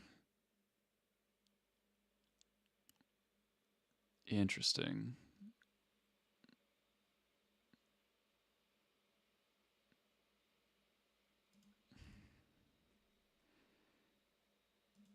That's not good.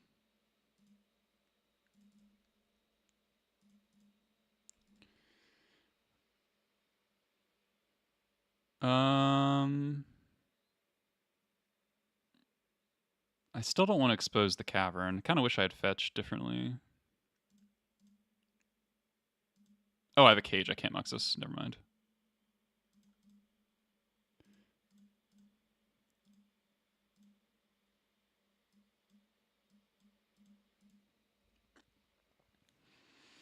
May I have Borrower here and then I die? Nope, nothing.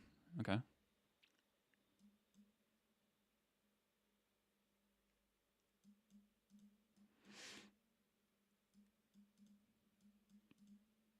I kind of like my position now. There's no Sting in the list. Sorry, Marcelo. Would be good. It would have been good this match. That's true.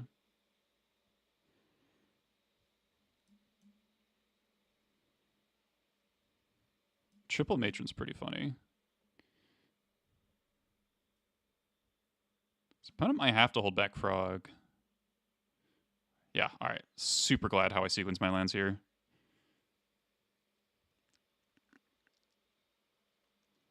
Bowmasters does kind of destroy me.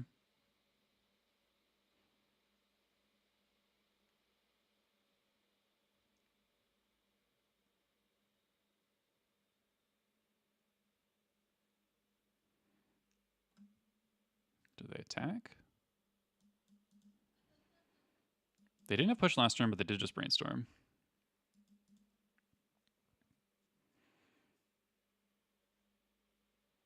No attack. Alright.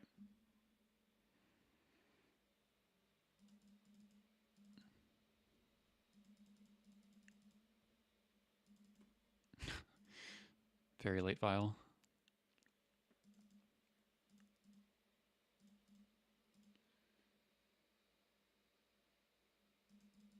Yeah. You know what? I have such a wide board. 1, 2, 3, 4, 5, 6, 7. I guess they can still get Frog out of there. Well, not necessarily, actually. Like, I could just get Expert here. They discard their whole hand. Might still kill it. If they have a second Wasteland, it's like kind of a bummer, but then we can take a certificate file and they still can't attack. I actually like that. I'm going to play around Fatal Push, though, and not attack.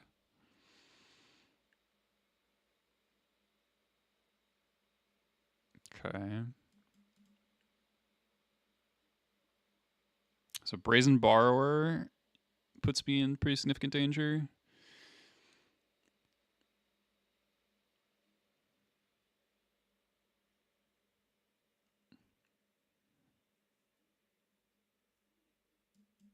I really want to start pushing. They Entomb for Entomb. Okay, so they don't have Borrower in their deck. That's huge. That's absolutely huge. Okay, they push. Cool.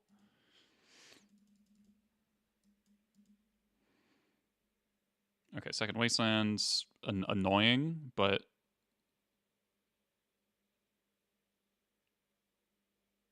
Thoughtseize.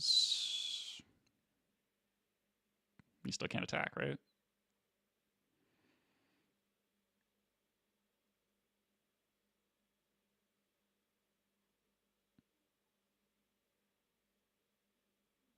Like a lackey holding back the Psychic Frog. Reb? Ancient Tomb. Okay. The passing in between us.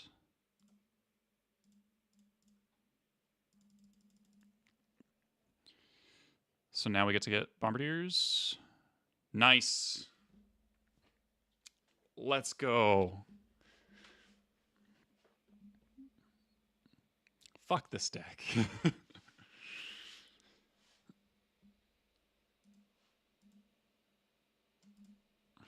All right. All right. For the 4-1, even if it's 3-2, I'm pretty happy with how we're doing, honestly. Like, it has been some tight matches. And I think I'm playing pretty well. No, not this guy. All right. This is a 3-2. Opponent exclusively plays, like, kill you on turn 1 decks. I'll keep, because this is a normal hand that you would keep if your opponent was playing a normal deck. Uh-huh. I'm ready for Necrodominance. Thoughtseize, sure. Yeah, Necro. I did beat Necro yesterday or 2 days ago with like no sideboard hate. I had found my Vexing Bauble on turn 1, game 2, and then game 3 they like bricked. Lucky? Nope. Blue Black Frog is an easy matchup. No, it is not.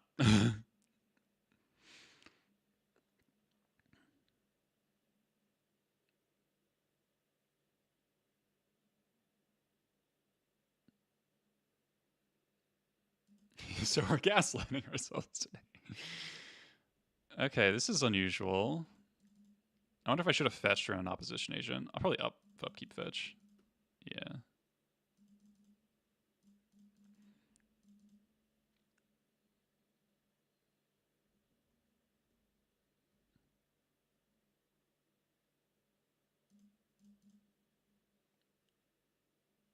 I'll do it. All right. So I have to play around Wasteland of this deck. I'm not going to play around Wasteland this turn. Violent Vandal above. Keep dreaming.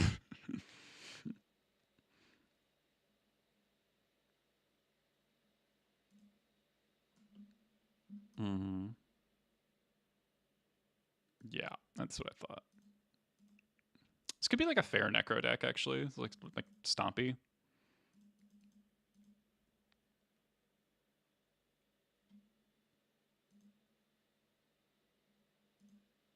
Yeah.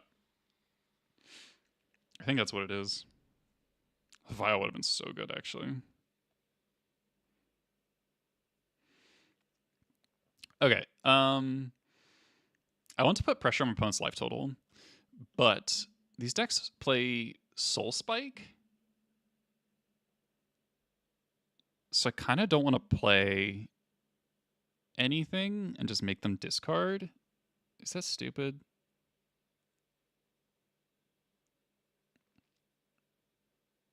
Like, how afraid of them? How afraid am I of them soul spiking my munitions expert?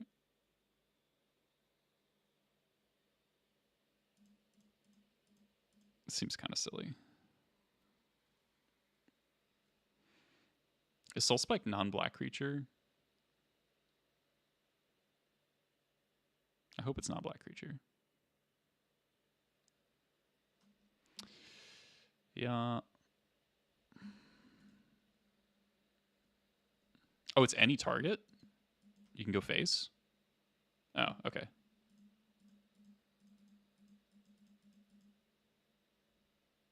Discard the One Ring. That's horrifying. All right, so I mean, I feel like we have a chance in this match. We're in kind of a bad position because I kept it kind of whatever hand because it's like, oh, my opponent's only plays bullshit decks. I'll just die on turn one. So, I mean, I think the hand was fine to keep, but Thoughtseize was really good. Presumably just have to get Bomba, right? Like I could get Skirk and try to Skirk out Moxus. That seems kind of tricky. I'm assuming my opponent's gonna play like Shieldred. Him to Turok. You hit my two best cards. Classy. Couldn't hit the 6-drop. Just couldn't. Not allowed.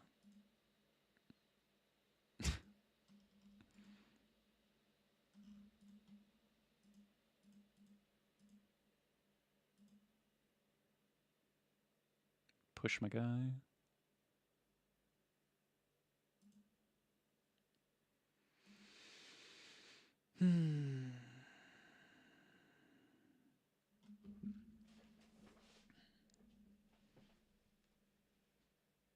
Another Soul Spike. The fuck? Alright, so that one you can fizzle. Opponent's just literally playing a modern deck. I'm pretty screwed because of fucking him in the Wasteland. I feel like we should be in pretty good shape games 2 and 3, though.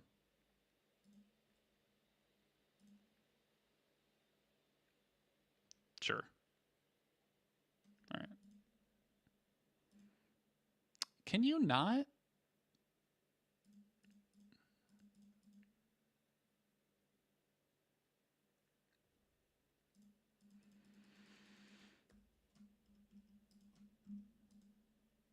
Ancient Tomb. Ancient Tomb. Ancient Tomb. If I try Ancient Tomb, they die if they don't have the thing. Oh, they do have the thing. Of course they do. At least you have 11 cards in hand. Aether Vial would have soloed this game. Like, completely soloed.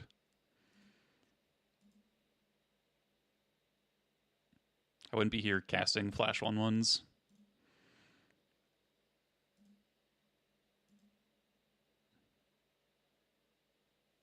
Lackey also would have probably won the game turn 1.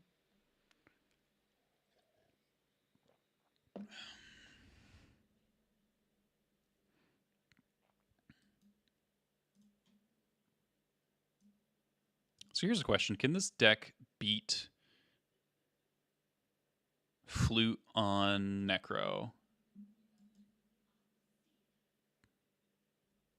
Are they playing Dark Rituals?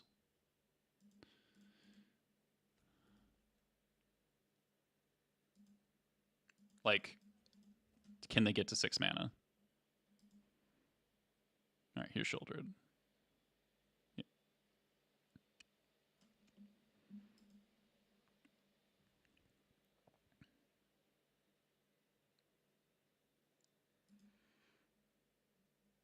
Yeah, but like, Shieldred alone isn't going to do anything. I feel like this card only does anything if they have this. Well, Ring would be another reason to Flute, right? Because that's Flute's my only answer to Ring. Okay, they do have Dark Rituals. Okay, all right. Dark Ritual changes the math.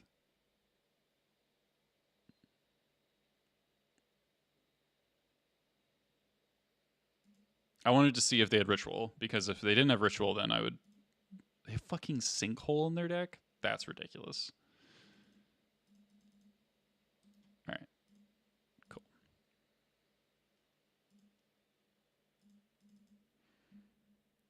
Okay.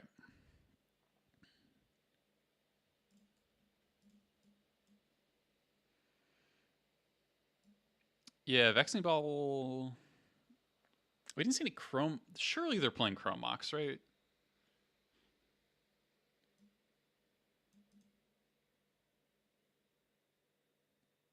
And what creatures are they likely to have? I'm gonna breed in Crater Maker in case of Dalthy and Agent. I don't have that much to board in, so I don't think Fury seems to do all that much. Like I don't know. This seems fine. Shave as Prospector.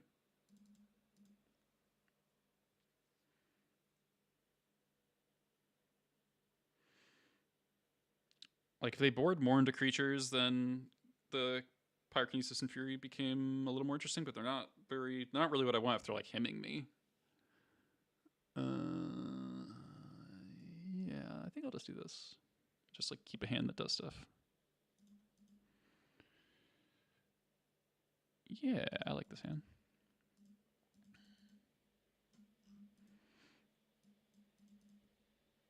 Abundance of mana, Torment Vial.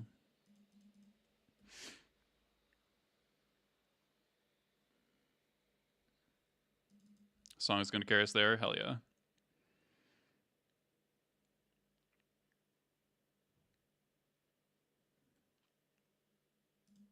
I think I just snap off a Wasteland on that. They clearly don't have Ritual into thing. And I would just like more time for Vial to take up.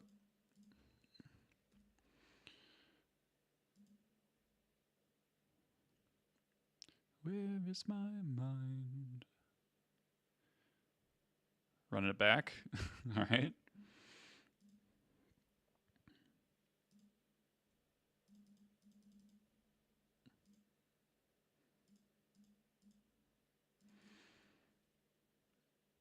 Yeah, how's it feel, opponent, to not do anything?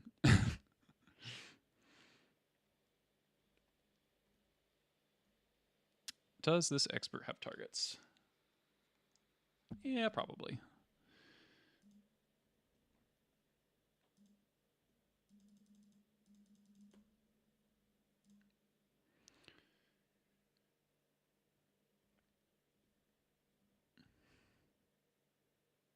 I'm protecting my black source. If my opponent puts a Dark Ritual on the stack, I'll push it. I'll put in Flute. Maybe I Flute Dark Ritual. That's stupid. Ritual. Okay.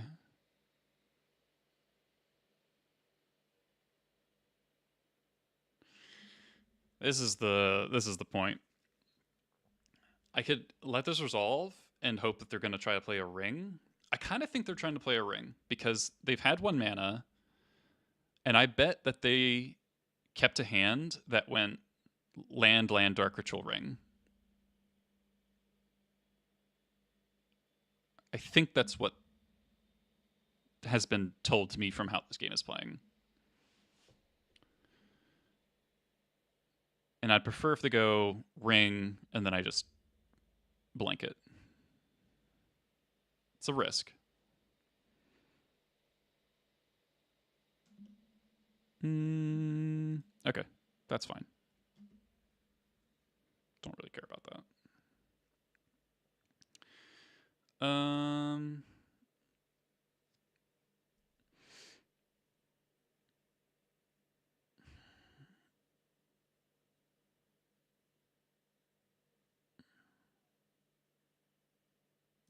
going to use my mana next turn, so I'm going to play this. And I'm going to name Necro.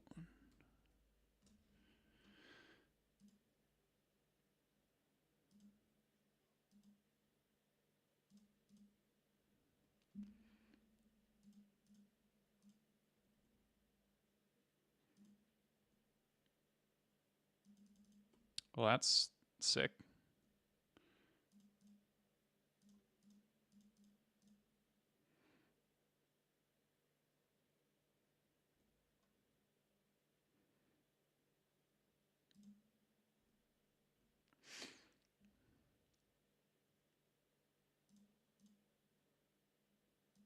Let's let damage go through.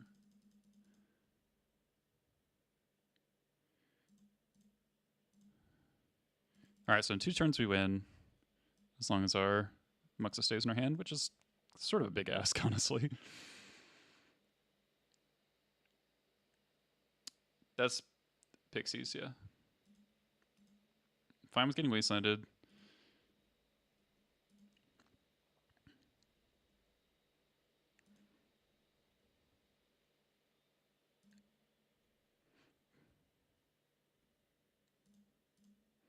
Hell yeah. Moto.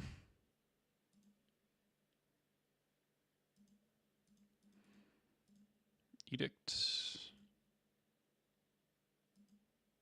What if you just waste the waste? That's an idea. Oh, they're gonna pitch cards to.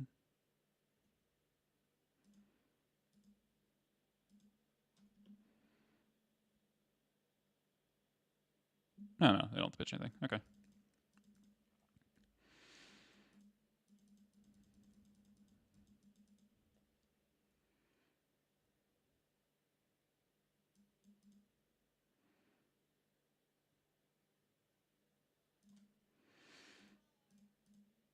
Okay.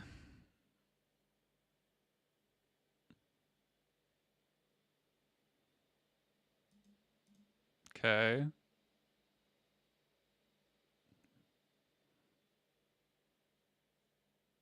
Okay. All right. There's a lot of scary things that happened, and then something not scary at the end. Let's switch to thin.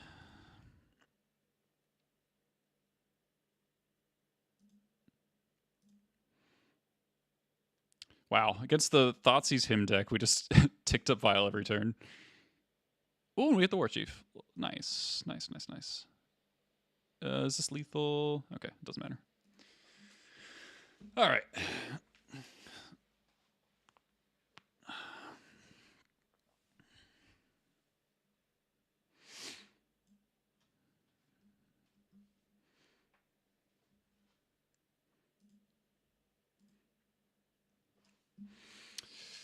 Opponent really seems to have like no creatures, like no threats.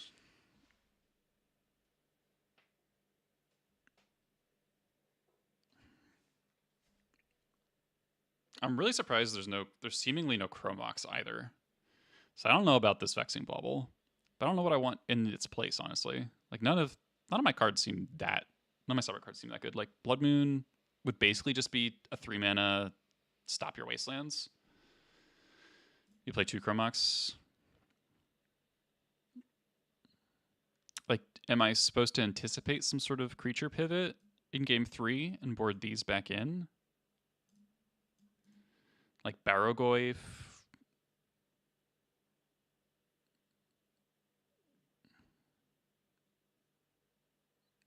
The Eviscerator Knight thing. But opponent seems like pretty dead set on Prison.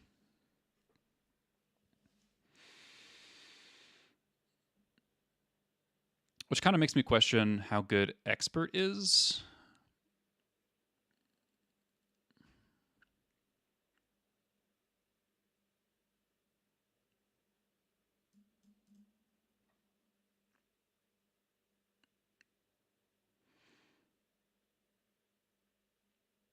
I guess I'm just going to run it back, but... Okay, it's a lot of mana, but... Yeah, Bowmaster and Plague Engineer, yeah. Fury is a reason to board and Plague Engineer, I guess.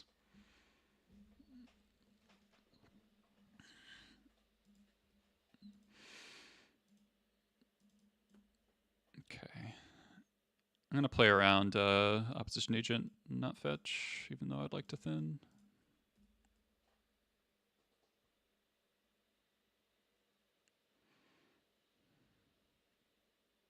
I don't really care if the Wasteland Mason's Fire Resolve.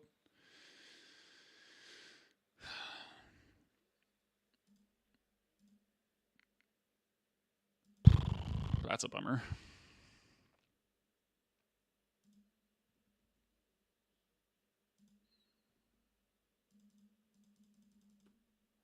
Ringleader's not bad. Gonna fetch.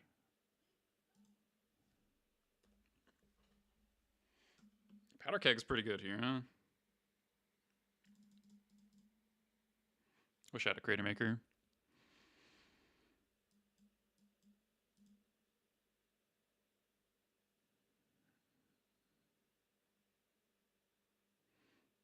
Necro.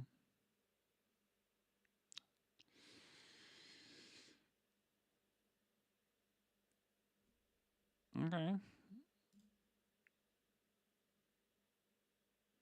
Not too unhappy with that, actually. Sure.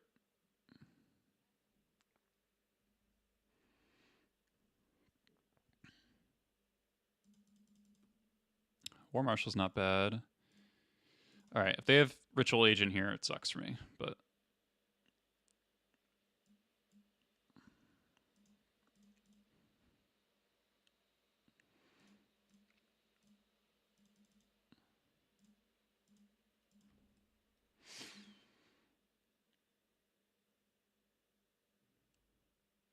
so Shielded or Ring here would be a bit of a bummer.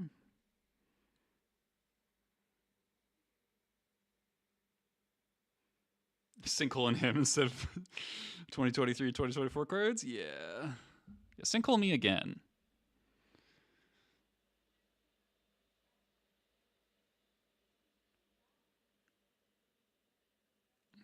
Don't hit Ringleader. Come on. Come on. Come on.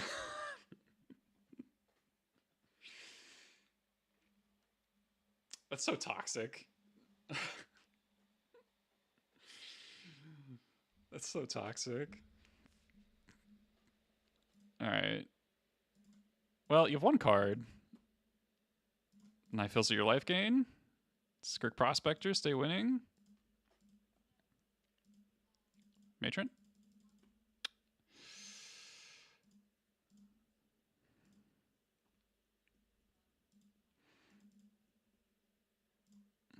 Fetch to thin, I guess.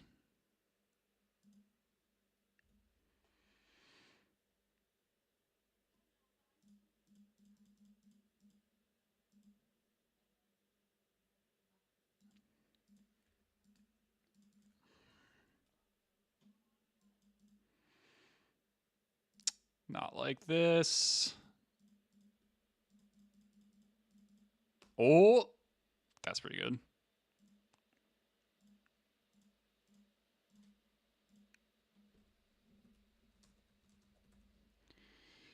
All right, they take 1 damage for the rest of the game. Don't attack, great. Turn off auto yields. Gonna fetch again.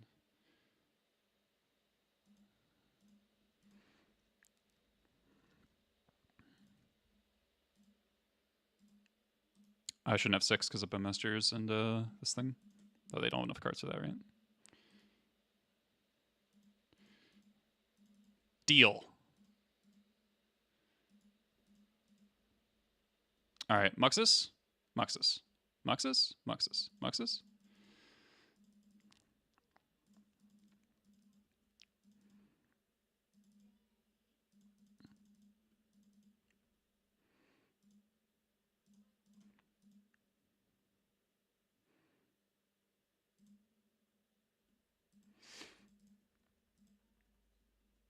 You're on the clock, opponent.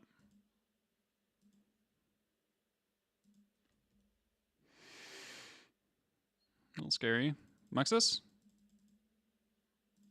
That's basically Muxus.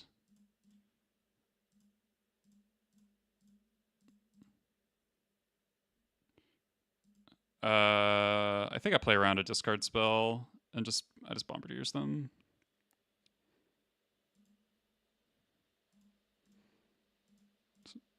Seems really hard for them to beat Bombardiers.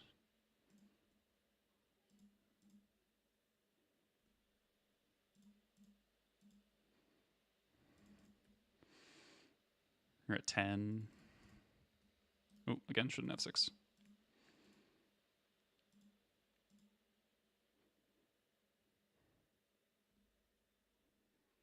doing it.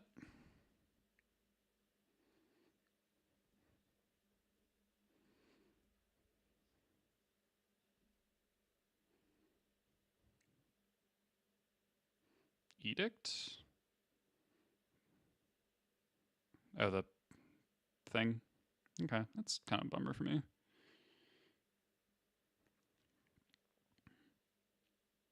Temperatures rising. I don't know if this fizzles the life goon or not. I don't think it does. Oh, it does. Sweet. Skirk Prospector.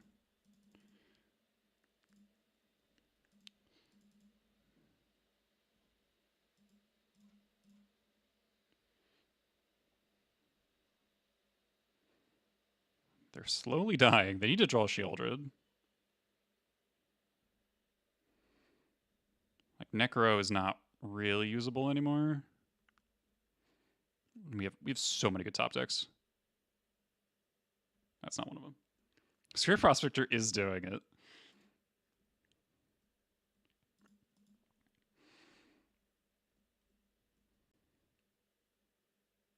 Also, this One Ring.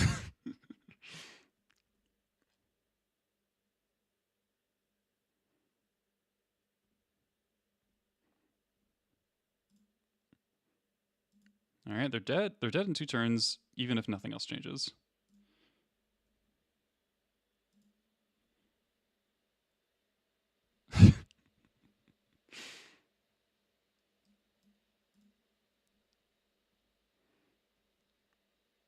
Do I play around like a Wrath? I don't think I do. Powder Keg is a turn slow. Idiot Brigade. Yeah, Mons Goblins Raider. Top deck Flute saved my ass this game.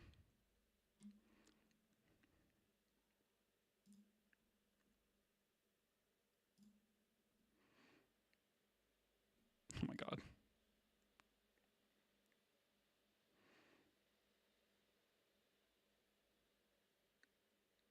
Soul Spike me.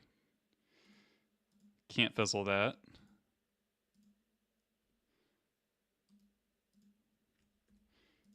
Pitch him. Okay.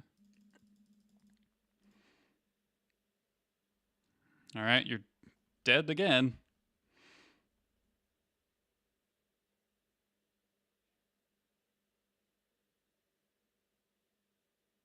Let's go. Let's go. The world's shittiest beatdown wins. Would we finally draw a thing? Nope. 3rd lackey. 4th lackey, even. All right, we would not have died to a Shieldred. That's what I wanted to know. All right. Whew. That was a sick 4-1. That was a sick 4-1, honestly. I am so happy with that. I'm really happy with my play. We played against Reanimator twice, and we played against 2 different varieties of Nidu decks. I'm bummed that we lost to the absolute nuts in game 3 to lose. I guess I would have lost the 5-0 to that. Is like Fury or Nidu, reveal second Nidu while there's a cage in play, so they only have 4 Nidus, and then last card Nomads as well. So that kind of sucked. I think maybe I just need to be more comfortable Furying Delighted Halfling. I don't know. What do you think about the War Chief? Yeah. It was good in the game 1 of that. I just didn't draw it that often, so like it's hard to evaluate, right? The one time we did see it, I did bottom it on the mulligan against Reanimator, which I think is fine. And then in that game 3, or no, game 2, Muxus, the Vilden Muxus hitting War Chief gave me lethal. I didn't hit that much else. I just hit like Lackey, Mogwar Marshal, some other like 1/1, like an expert. So not unfair to say that the War Chief was like genuinely good there. Is it better than a third Bogart? Is it better than a third or fourth Horde Master? Is it better than going to 60? Is it better than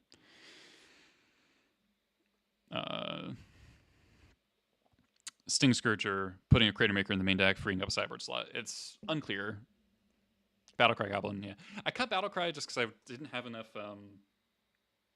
games where I had the mana excess to sink into it. Ever play Thoughtseize in Sideboard? I am the world's biggest Thoughtseize hater. I think Thoughtseize is so bad if you don't have free counter magic to back it up, because like it is shocking to me whenever I play Thoughtseize in a non-blue deck.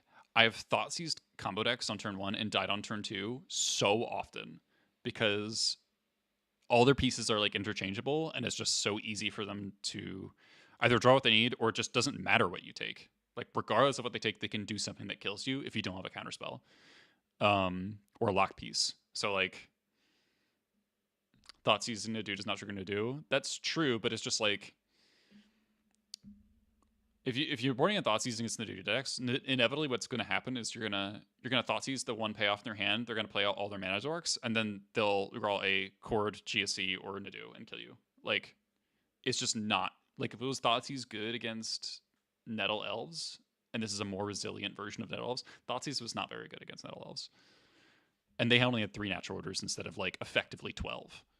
Like the Nadu is like natural order plus Zenith, or natural order plus Glimpse of Nature, like stable together, which is fucking ridiculous to say and kind of puts in perspective why the card shouldn't exist. All right, I've been streaming for almost 4 hours. I'm starving. This has been a really fun stream.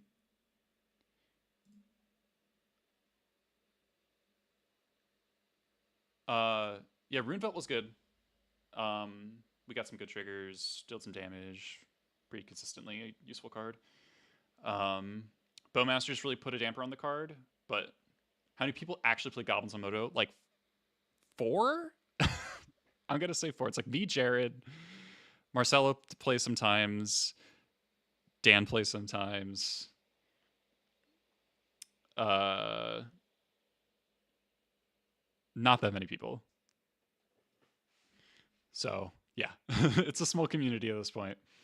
There's a couple other people who like play like occasionally, but we're like the only people who like grind leagues in the barest definition of what grinding means.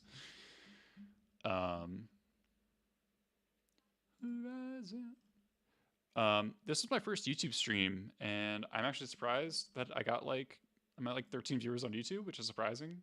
So thank you all for watching on YouTube, and hopefully this makes it easier to like as soon as I'm done streaming, hopefully the VOD just goes straight to YouTube, and I can just like not be like, oh, I have to like edit the thing and highlight it and export it. Like hopefully this makes it much quicker, and I'm more consistent about getting my stuff on YouTube.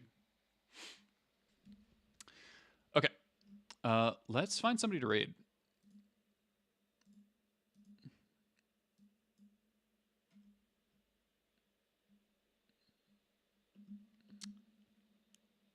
In your heart, a long horizon. Looks like Beerus and Sylvia. All right, Beerus is playing Blue-Red Wizards in Legacy, so you gotta respect a little bit of spice there.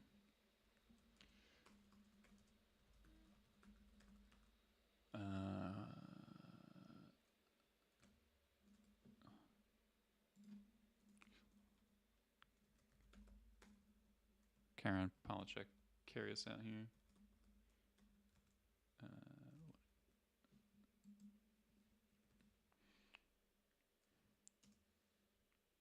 All right. See you, folks.